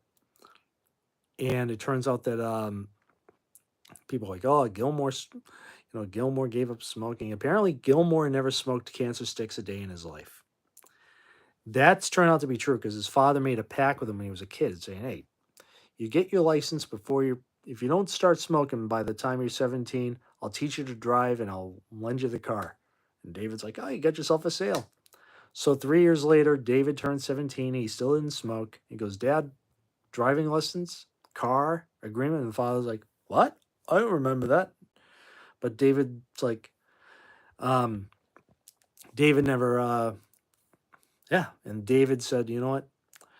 I'm not going to start smoking. My father may have lapsed, but so be it. But then the odd joint was not ruled out. He wasn't a big pothead. Everyone's like, oh, I'm like, no, they couldn't have recorded and toured stoned. It was impossible. I've never seen Santana live. I'm actually a latecomer to it because what happened was when I was with my old podcast, Rock Metal Combat, they had me convinced that Carlos Santana was a Che Guevara guy. I'm like, God, you guys are restricting me to what I can and cannot get into. It's because my moronic ex co host on Rock Metal Combat don't like Santana's music. I wished I was at Woodstock. I was born in 1976. So Woodstock was out of the question. I wasn't even alive then. The best bands at Woodstock that weekend, The Who, Santana, Hendrix, Creedence were good. Sheesh. Yeah. Randy Rhoads. I talked about him earlier. If Randy Rhoads, I wished Randy Rhoads was still around because, that plane crash with him was very tragic. Those two albums he did with Ozzy, masterpieces. In fact, Diary of a Madman was the second Ozzy Osbourne album I owned. Because Bark at the Moon was my first. Yeah, the album cover was Nightmare Fuel, as was the Kilroy Was Here album sleeve. Both came out the same year. Both gave me nightmares. The covers did anyway. So I held off on Kilroy for a dozen years. Never owned it till 1995. But Bark at the Moon, they took the album sleeve away, just played the album, and I was blown away immediately. And then I got Diary of a Madman 2 months later, and that was even better. And then I heard Blizzard of Oz, and it was even better. Randy Rhoads, wanted to do something for his mom, go up and take a few aerial photographs. But the pilot of the plane was also the bus driver, and he was a cocaine addict. And he decided to buzz the bus with the plane while everyone was asleep. And plane, the wing of the plane clipped the bus and crashed into a house, and the house exploded into flames. And Ozzy Osbourne thought they were in a car accident, thinking they were on the freeway. Golden Earring only had really two decent tunes, Radar Love and Twilight Zone. Jakey Lee, yeah, he was phenomenal with Ozzy, although Sharon Osbourne screwed him out of writing credits at Jezebel. Sharon, she's one of the worst rock managers in history. Sharon, let's see. Yeah. To quote Grand Funk Railroad, my opinion of, what's her name? Sharon Osbourne. DNA twice a week, once every 2 days. Yes, another great band. Fragile, Close to the Edge, Topographic Oceans, totally PG. You're gone. I don't want no Lamar Jackson bullshit on my page. Anyone brings up Lamar Jackson again, I'll fire your ass. Oh, Bon Phony. I hate that guy. D-Nax, are you serious?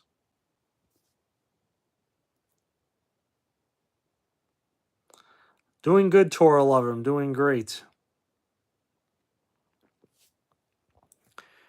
D-Nax, are you really messing with me about that dude, or am I gonna have to throw you off the board here? Because I don't want no mention of that Lamar dude. Sounds like Kendrick Lamar, that whatever his name is.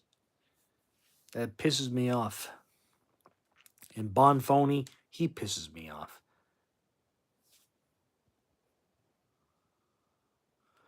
Braxton, thank you. Heart were a decent band. Dutch, I just don't put up with any morons, all right? I'm a Northeastern guy. We tend to be old school and use profanities. Sheesh. There's a lot of mad people out there. And I'm not talking angry. I'm talking crazy. Yeah, I used the word Khalid, you bug-eyed bastard. It's a rock and roll thing. I cannot read Swahili, so you're out of here as well. Fuck. Cameron, how's it going? Dealing with these hoser knobs as I'm trying to talk music here and bring up my things. Sheesh, I didn't know that being hot was going to cause this floor to be slippery here. All right, well, it's actually my footwear. Yeah, madism.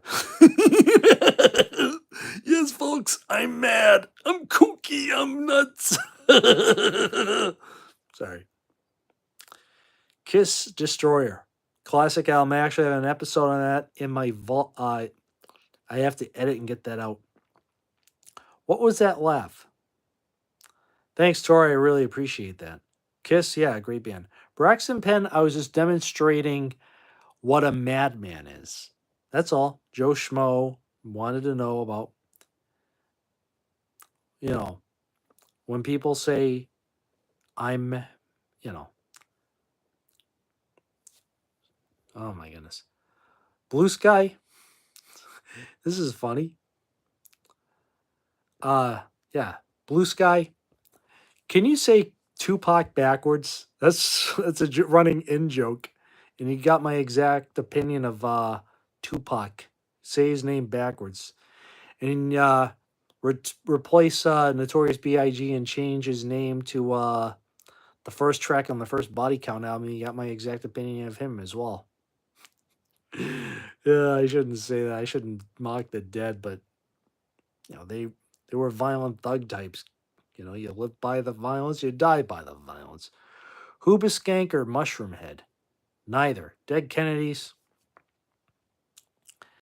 Never really got into much punk, to be honest with you, except for the first four Ramones albums and the first Sex Pistols record. Nirvana. They just gave their albums a reassessment. Dakwa, you AI bot, scram. Nirvana. Just listened to Nevermind the other day. I mean, I didn't think much of them back then, but now I'm like, these guys weren't so bad. In Utero is a better album anyway. Excuse me. I actually prefer In Utero to Nevermind. But Nevermind, I can't knock that album's impact. And if they had continued on, I think they would have gotten better and better and better. But it's a shame that Kurt Cobain had his inner demons and died the way he did. Badlands, they were a victim of bad timing. I think if Sebastian Bach, that wannabe bitch of Skid Row, who can dish out but cannot take, not had their debut album, I think Badlands would have done well. Sublime. Cannot get into them. Sublime. I mean, I'm not a fan of, I just don't like Sublime. It's a tragic thing what happened to Brad Knoll. Kids, don't do drugs. And they were on the same record label that the Poor Man's Boys to Men were on, which was called Shy, Shai. My older brother loved that hip hop, New Jack Soul R&B thing that was big in those days. This was the 90s we're talking about. And I was Mr. Rock and Roll fighting with him. Oh my God. No one here today. Cinderella's first album was great. Night Songs, great hard blues rock. Kick ass. Long Cold Winter was okay.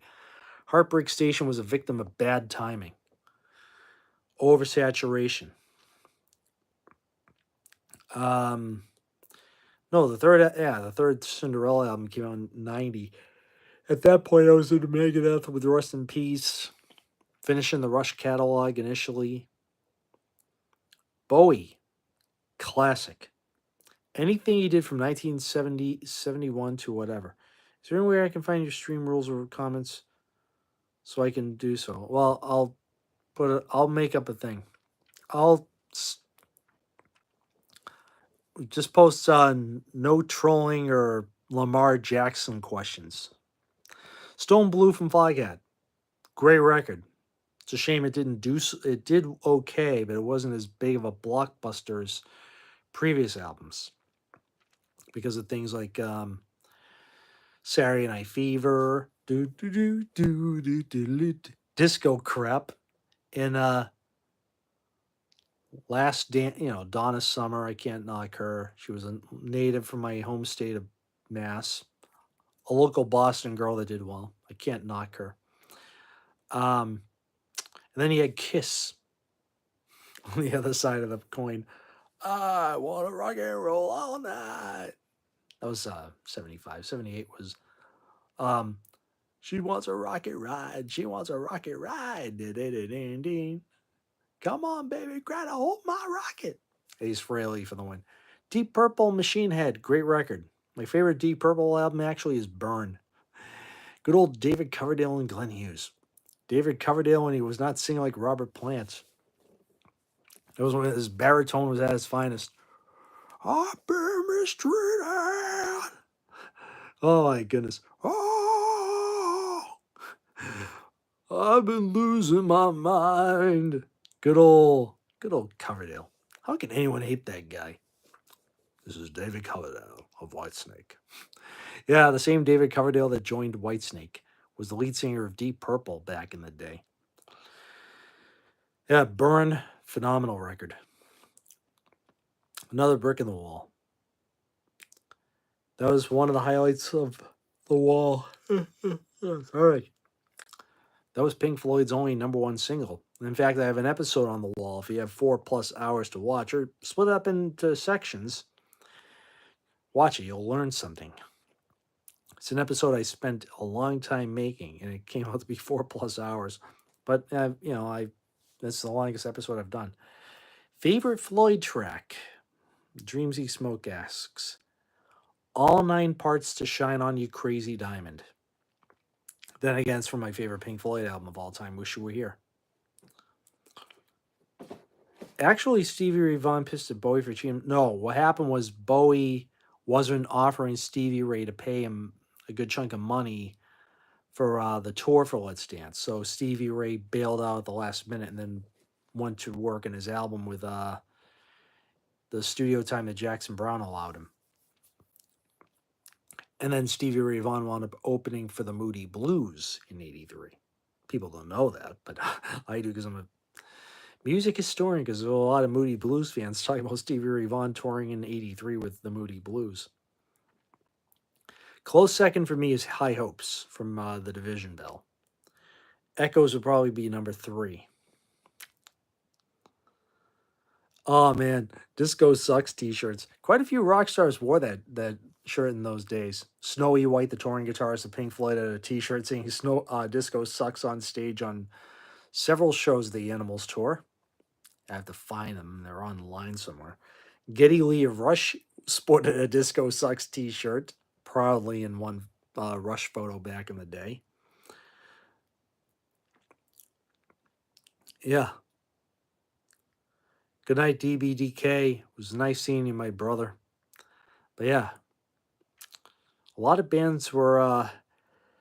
It's funny that a lot of bands were coming into the woodwork, and out of the woodwork and having some success, and it's funny looking at Saturday Night Fever, then seeing the film Staying Alive, its sequel, like 6 years apart, and seeing the bands that were during Saturday Night Fever period, cult band, by the time Staying Alive was out in '83, the sequel, were ginormous. Look at Judas Priest in '77. They were a cult band. Screaming for Vengeance put them over the top, and they were filling Madison Square Garden. They would be banned from there 2 years later. Rush, wearing kimonos in '77, singing about Xanadu and Kubla Khan.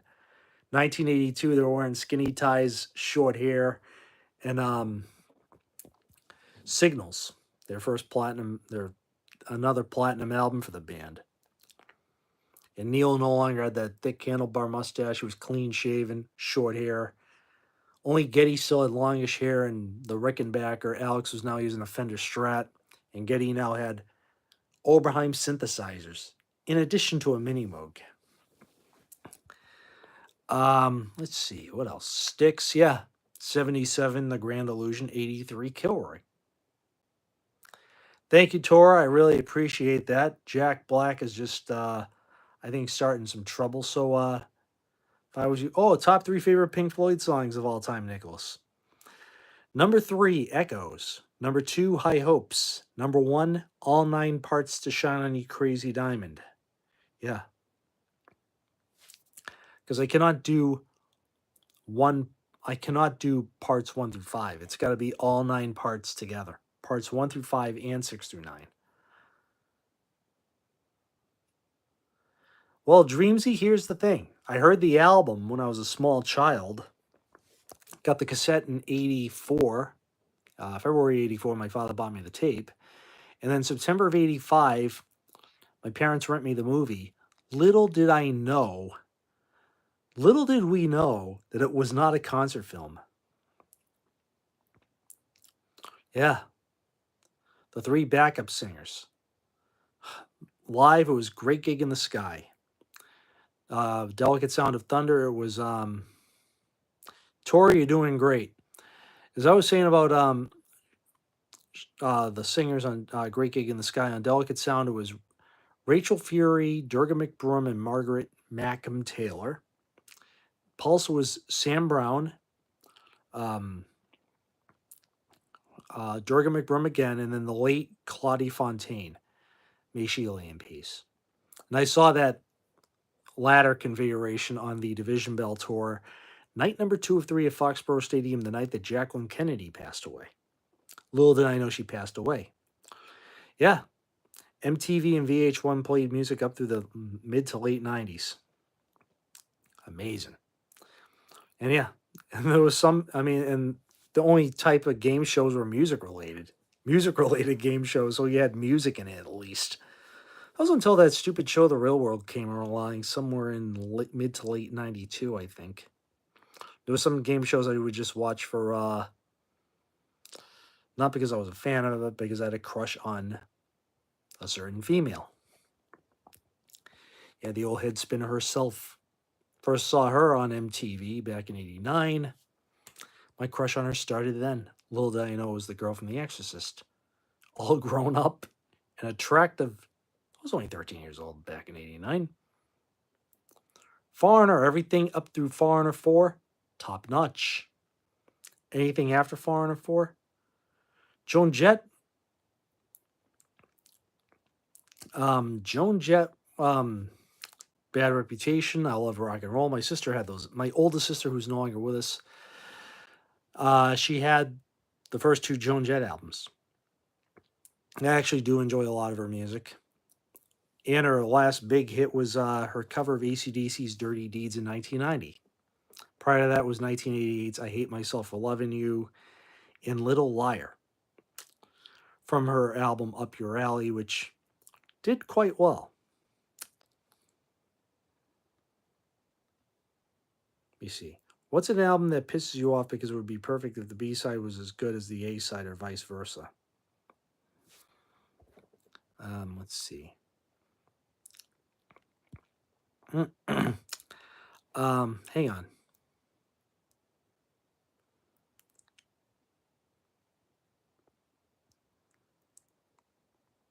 Austin, I have my beliefs, but I don't want to spew them out because I don't want to offend people who don't share my beliefs. Dreamsy, that was your first CD. Mine was Dark Side of the Moon. I paid for it my own money in August of 91. Yeah, and then Moving Pictures by Rush the following week. In those days when you were a 15-year-old, you had to make your CD choices wise. Yeah, and he loves you too, and yeah. I'm a Catholic, but I don't force feed my views on people. Pat Benatar was amazing up through Precious Time. After Precious Time, she went to shit. Brain Damage is a great track. Genesis, one of the best bands of all time. And yeah, one of the best bands of all time. My favorite Genesis albums: Trick of the Tail, Lamb Lies Down, Abacab, Duke, Wind and Wuthering, the Mama album. Yeah, Brain Damage. It's the penultimate song on Dark Side of the Moon. The lunatic is on the grass, remembering games, daisy chains, and laughs. Got to keep the loonies on the path. That's Brain Damage. That's the song. The penultimate song on Dark Side of the Moon. Yeah, the song that gave the album its title. I'll see you on the dark side of the moon. Most people think that's the name of the think the song's called Dark Side of the Moon. And they also think One Slip's called A Momentary Lapse of Reason. And then they think High Hopes is called The Division Bell. Oh my goodness. It's all right, Tori. You're still a relatively newbie at music, but hey, it's good that you're getting into it and keep sharing the love of music, which is what my show is about. My albums, I dissect the albums, connect all the dots. Early BTO, they were actually a decent band. Let It Ride, Give Me Your Money, Please. Taking care of business, of course. Rocking Down the Highway. Confetti, excuse me. Billy Corgan is a sausage jockey. You don't like what I have to say? Get the hell out of here. Thank you, JCM. You rule, my brother. Favorite Led Zeppelin album? Whew. Actually, the two dark horses of the catalog. Presence and Led Zeppelin 3. Yeah. Come in here, dear boy. Have a cigar. You're going to go far. You're going to fly high. Roy Harper. Roger Waters to this day complains about Roy Harper singing Have a Cigar. David Gilmour and the rest of Pink Floyd are like, Roy knocked it out of the ballpark. Man, oh man. Yeah, I love Presence. That was actually the first Led Zeppelin album I ever owned personally. It was that album cover. And I've done an episode on Presence and the events of 1976-77. And Led Zeppelin 3. I mean, it's funny that Presence sold huge right when it came out, but then sales curtailed and became their least successful album.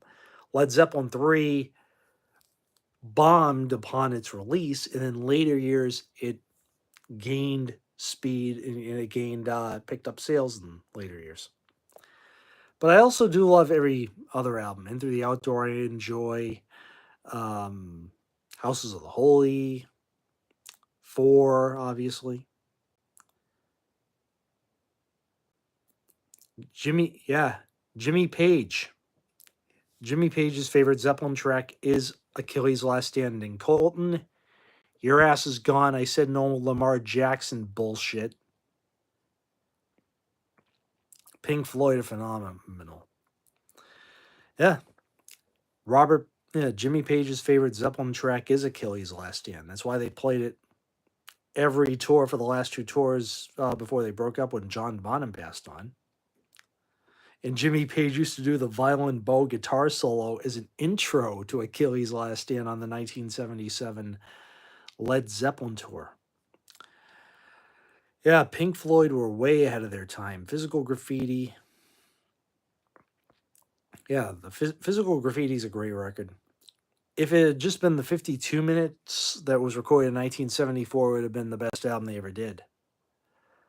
Pink Floyd are super, yes. I appreciate that, Blue Sky. He says, I just don't put up with crap. I mean, I have to pull every trick in the book to tell off the trolls, the ogres. Yeah, the people that live under the bridge, seeing the Billy Goat's Gruff going, get off my bridge! Get off my bridge! Get off my bridge! Who inspired Floyd? I can name you many influences. Bo Diddley, Pete Seeger, Rolling Stones, Beatles, Jack Bruce, Joel Swinney, Pink Floyd never made a bad album. Queen made Hot Space. That answers the question. Hot Space was a horrible record. Pink Floyd did not make a bad album. A Kind of Magic was not that great either. Whereas Pink Floyd did not make a single bad record, in my honest, humble opinion. Some people may not like my opinion, but it stands. Boy, am I tired. Anyway, I digress. As my throat closes up here. Actually, Joel, you're wrong. Pink Floyd were bigger than Queen here in the United States.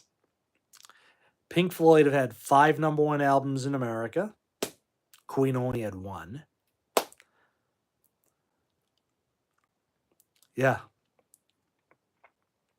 Nicholas, you got that right. Actually, Nicholas, Queen from 1974 up to 1980 did no wrong. Hot Space was where they went to shit. Then the Works, they kind of redeemed themselves, but then they did shit with A Kind of Magic. The Miracle, they kind of redeemed themselves. Innuendo, they did even better redemption. Queen is not a whole lot better. I disagree. I mean, if you have an album like Hot Space and A Kind of Magic in your catalog and parts of Queen too I don't like, you made a bunch of missteps. Pink Floyd made no missteps as far as album releases go. Whereas, I mean, I don't count the Zabriskie Point material because that wasn't an album. Luckily, they didn't release it as a studio album, but the songs that Antonioni picked for the film were crap. The songs that the band recorded for the film were actually decent, but they didn't get used. They didn't see release until 2016's Early Years box set.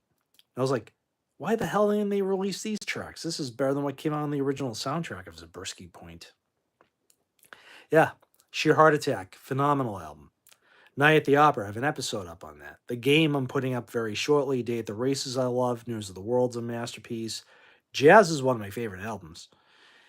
And Chemical Brothers suck.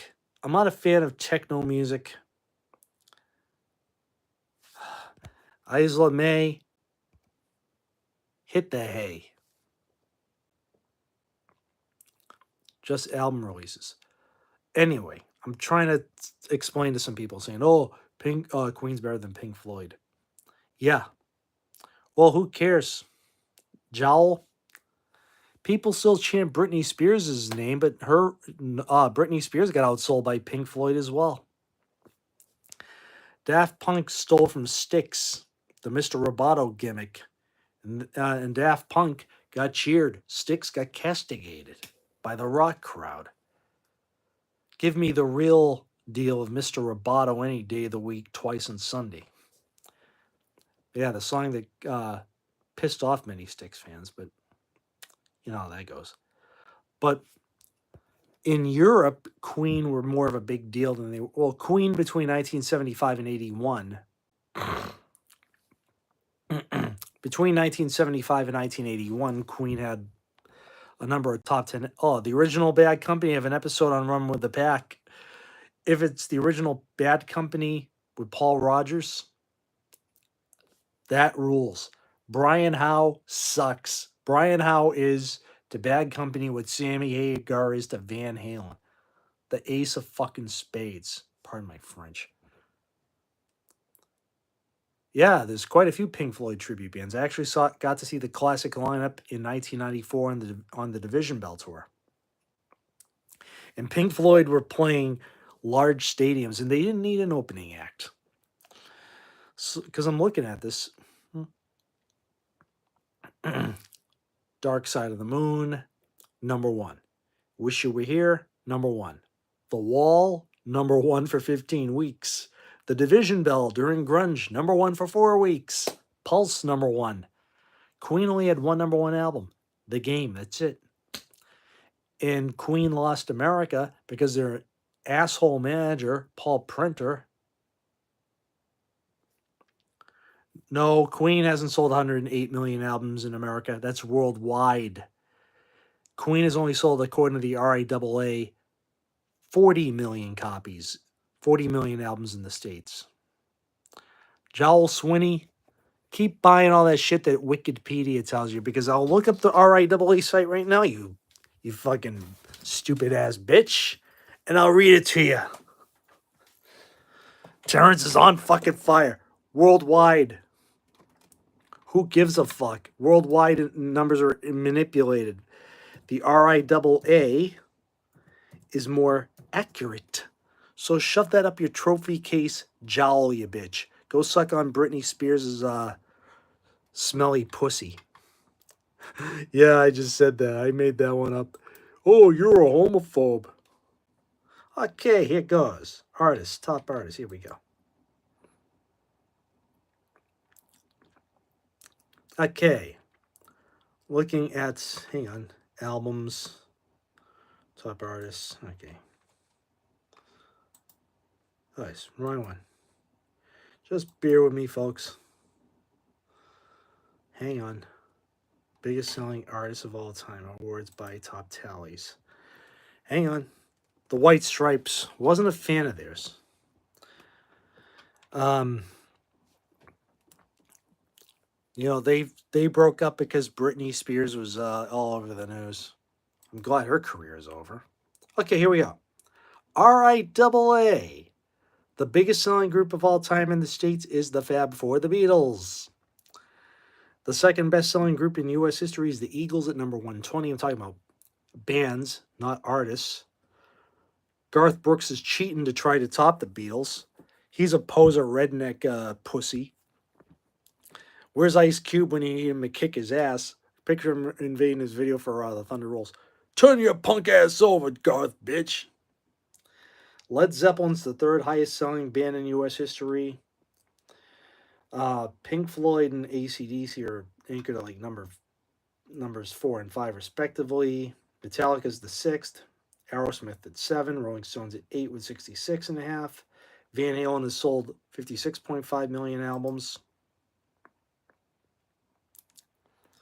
And I'm reading here. Oh, Queen only sold 43 million albums in the U.S. alone. So to, who's this fucking guy? Joel Swinney? What do you have, jowls because you're fat, dude? Pink Floyd have sold double the amount of albums that Queen did. Queen only sold 43 million albums in America. Pink Floyd, almost 85 million. Stick that in your trophy case, bitch. And even Van Halen sold more records than Queen in America. Man, oh man. Aerosmith rocks. Classic album.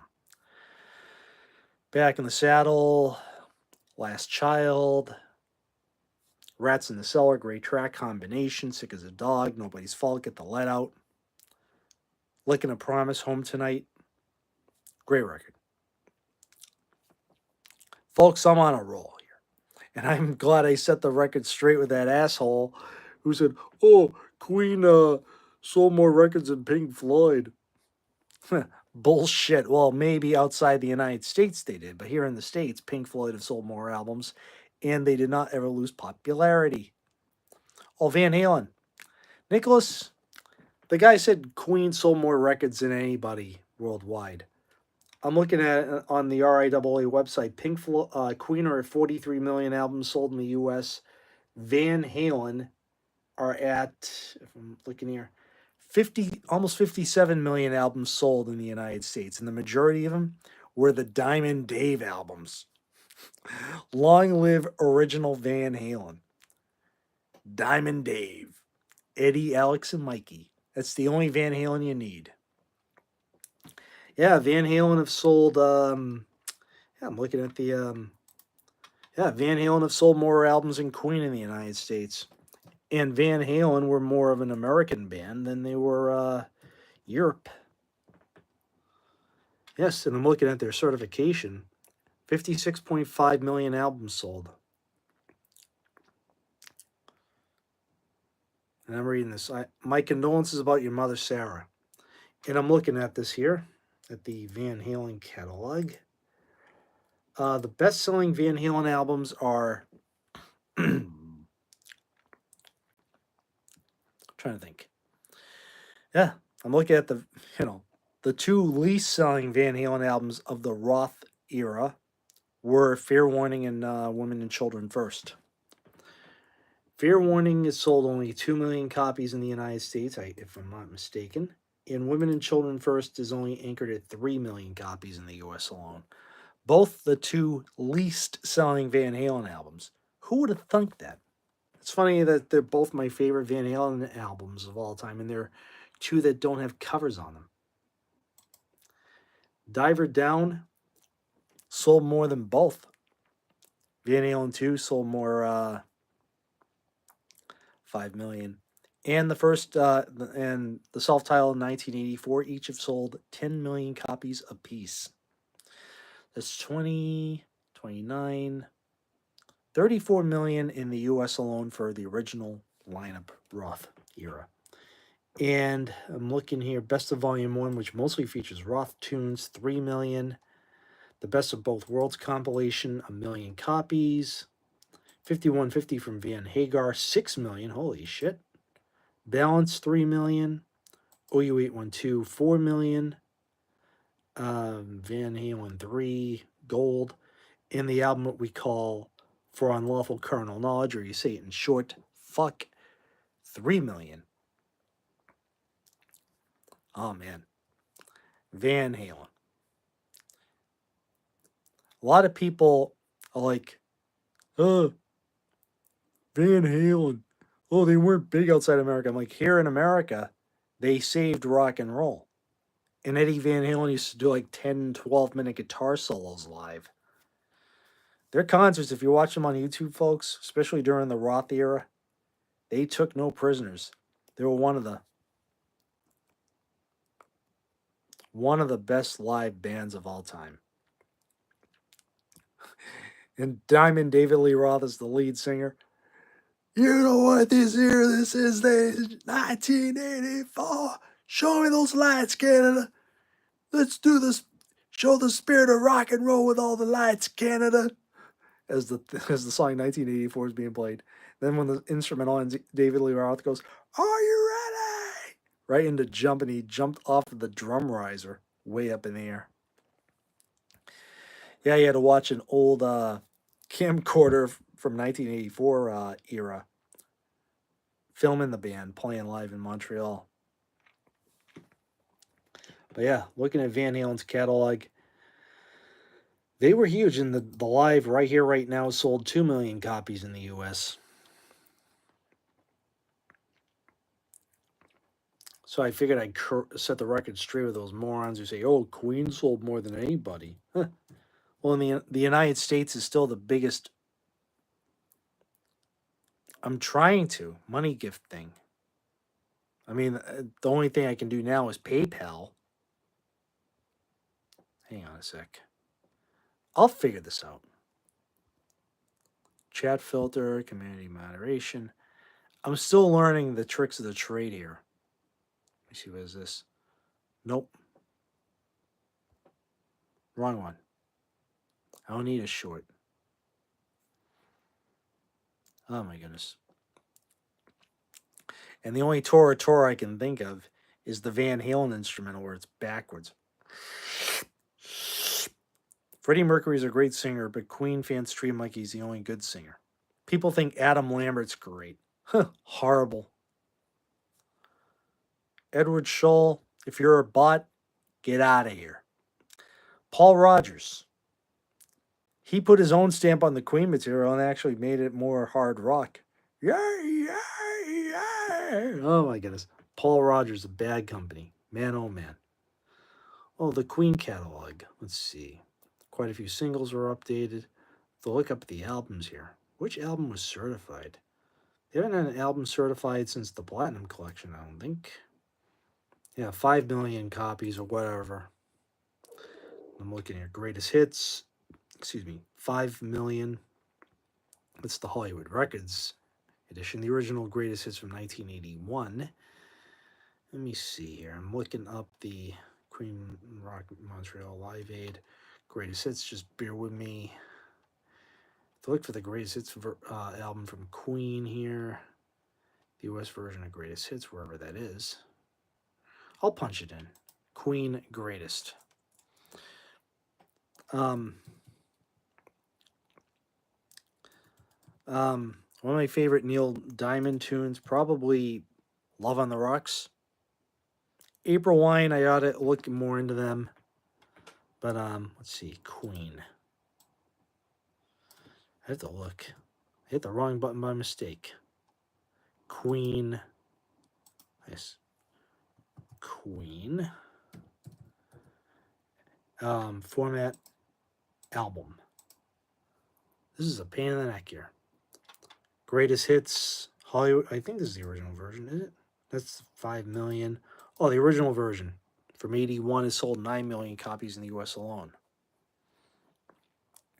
Looking at up all this info is not easy, but I don't mind.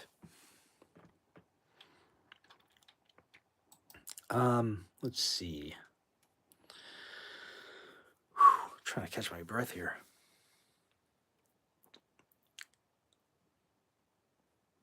Yeah. And if you're real and you have something nice to say, go ahead. Let me see. I'm looking up these things here. Sometimes sales tallies can be manipulated, folks. And the reason Garth Brooks is gung-ho on outselling the Beatles is because he's a hillbilly redneck. Garth Brooks. Boy, that's why I think of Garth Brooks. Watch Beavis and Butthead roast him. It's always fucking priceless. 3:30 in the morning. This sucks. It's Curly from the Three Stooges. Yeah. Somewhere that he never should have been. He looks like a zombie. Yeah. Thunderall. Whatever happened to whiskey? Songs about whiskey drinking and butt kicking. Oh my goodness, I'm reading this stuff here. Oh my goodness. Here we go. God, really, Trump? Sorry, I'm trying not to get involved in this war thing. I'm like, sheesh. Can't we try and reason with people rather than do all this stupid crap? Anyways, 3 most overrated artists. Bonfoni, A. B. U2. And C. Who's another overrated band? Red Hot Chili Peppers. Yeah, get your guns out and shoot me. I just said it. Beavis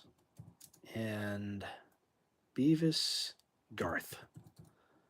I need to roast this fucking dude. This is hilarious.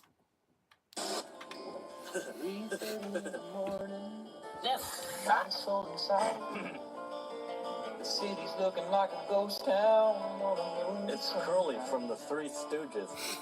Raindrops on the windshield. There's a storm. Hey, Beavis, check this out.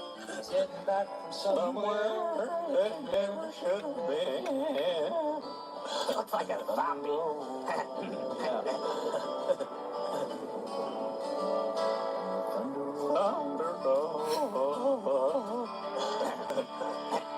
Whatever happened to country songs about whiskey drinking and butt kicking?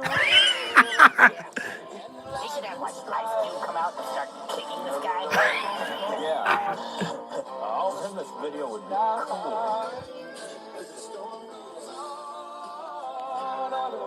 Whoa. Come on, show it. This sucks. They never show the good stuff. I hate sitcoms. Oh man. Beavis and Butthead roasting that bastard always puts a smile on my face. I never liked that. I never liked Garth Brooks anyway. Sublime is not my cup of tea, folks. Oh man. Whenever I see Garth Brooks get roasted like that, I just fucking piss my pants laughing.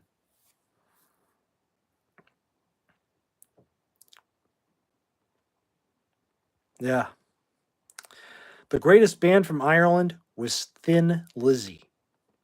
Phil Lynott, may you lay in peace. Gary Moore, may you lay in peace. John Sykes, may you too lay in peace. Scott Gorham, Brian Downey, the other unsung heroes of the band, Robbo. Oh my goodness. You got a bad reputation.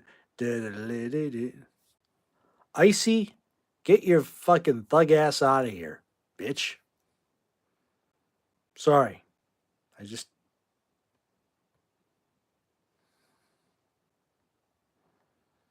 No problem, Blue Sky. Much appreciative, and I'll be back for another podcast in a few days, doing these live feeds until the next episode's up, hopefully in the next week or so. Little River Band first under the wire, then The Game by Queen, then Back in Black by AC/DC, then whatever comes up. 21 Pilots. Never really sat down to hear their music, but if it's pop techno crap, get out of here with that shit. Because I'd rather hear my music with guitars, drums, keyboards, and ass-kicking sounds. Especially this mamma jamma that I play in the background. Clancy. Who the fuck is Clancy? That sounds like bullshit to me. But yeah. Now this song here is a masterpiece.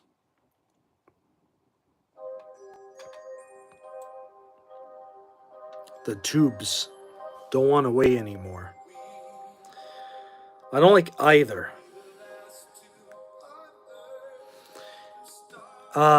Tora, that's a perfect idea. Ban anybody who mentions Lamar Jackson again, because that's really pissing me off, because I don't give a shit about that dude. ZZ Top, favorite albums? Simple. DeGuello, Fandango, and yeah, Shoot Me, Eliminator.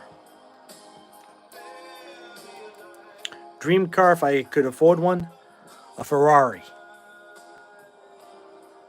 And I also love my Chevrolet Cruze.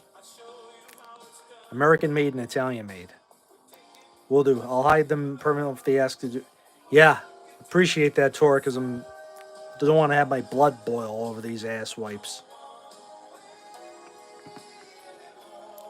And most people just think the Tubes are, yeah. Well, my favorite ZZ Top album is DeGuello. That's the album with Cheap Sunglasses, I Thank You. Oh my God. Grimace, you're out of here. I'm on a health food diet.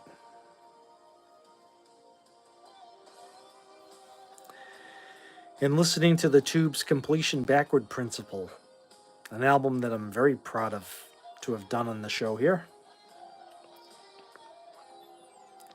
Oh my goodness.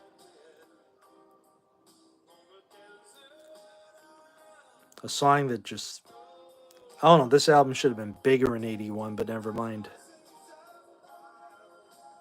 The Completion Backward Principle. Victim of Bad Timing. Billy Squier shared the same record label as the Tubes here in the States. Bob Seger. Nine Tonight was still big. Juice Newton, who was a country star at the time. Her album got all the promotion. How Iron Maiden eked under the radar and finally gained a stronghold in America. Well, that would be figured out, I think.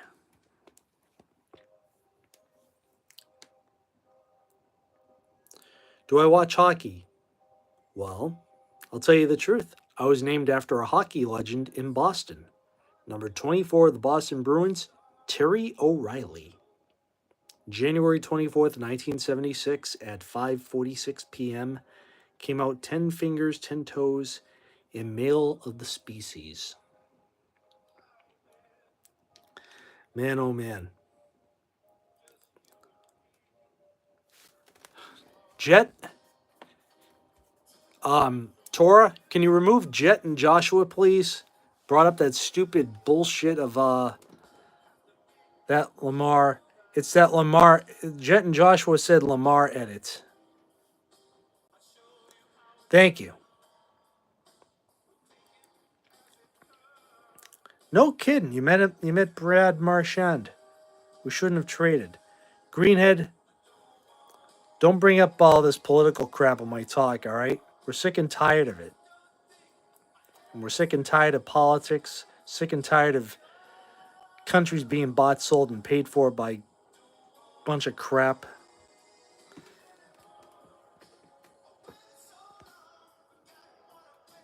Ethan Beardmore. Who the hell are you? Oh, you're out of here. I banned you. If you're behaving like a bitch, get out of here. If you're behaving like a baby, get out of here. Greenhead, you're gone. Bitch. Sorry. No, Creep Street, I don't play video games. They're for people who don't have a life. Like Elf said about people watch Star Trek. I'm just trying to keep this music related and happy related. This is getting insane here. Gotta mute all this crap here. God, I hate looking at this guy that looks like the devil.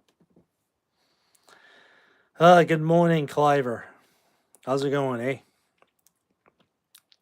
I mean, I can do like another few minutes.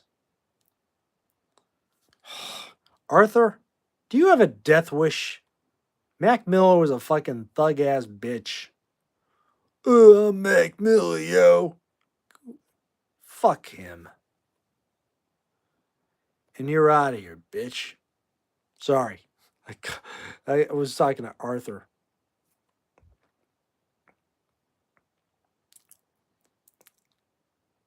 You know,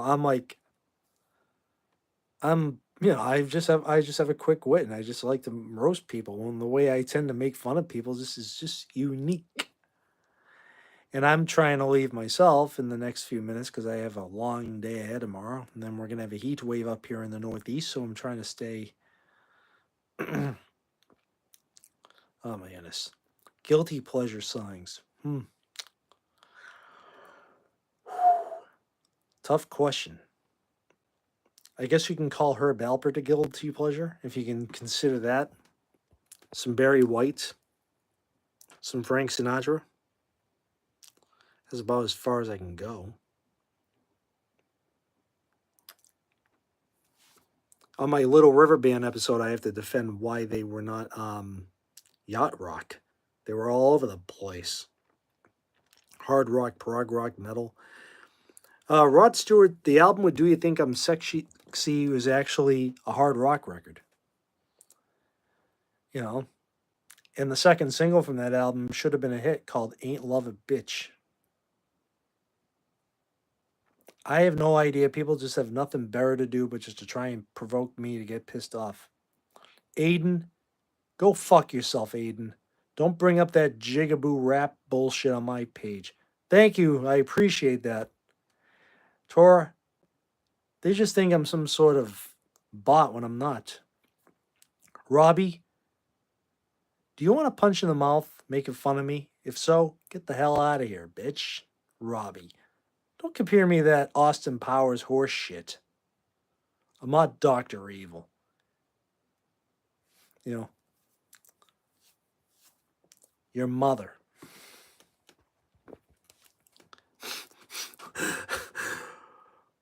Masayoshi Tekanata, whatever that means. I have no idea. Never heard of that dude either. You know how that is. I hate this guy.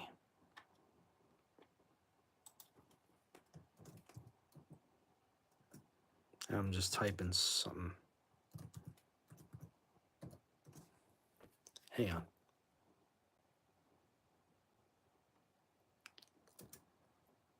Mike Huck. He's Satan.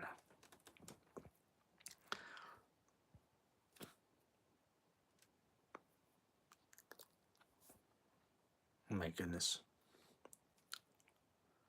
the meters. A one-hit wonder. General Gringo, do you want your teeth knocked out? Leafy Greens, go fuck yourself, asshole. You look like a... Thank you very much. Let's see.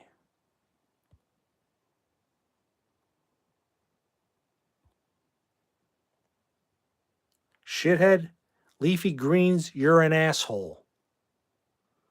Leafy Greens, go fuck yourself. Don't have nothing nice to say to me? Get the fuck out of here, bitch.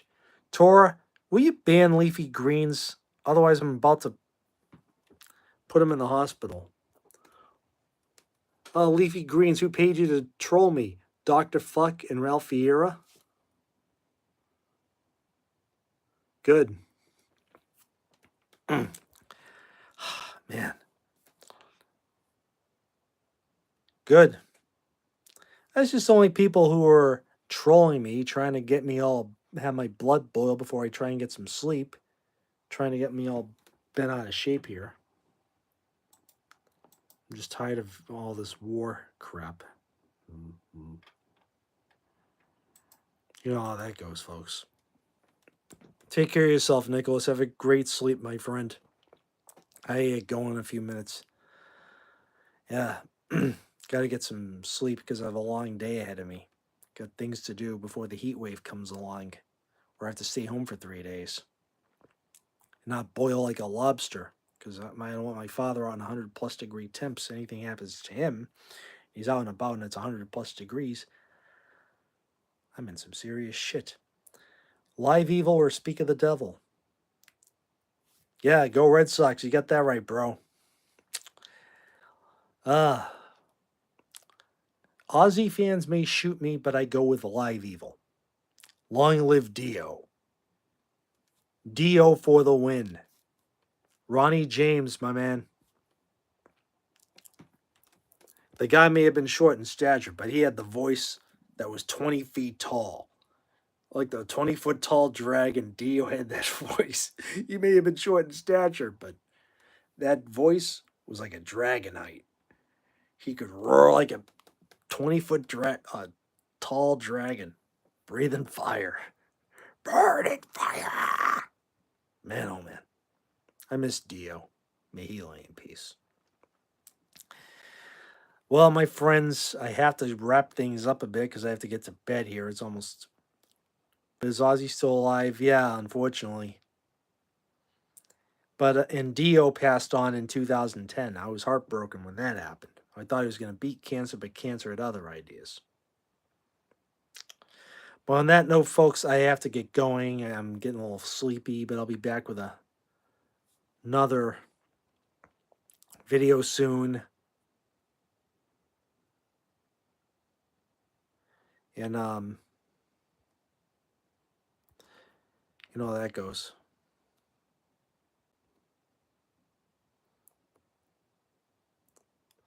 I just don't want no, All right. See you in the next stream. Take care, folks. I ate some sleep. I love you all. You rule. Good night. God bless you.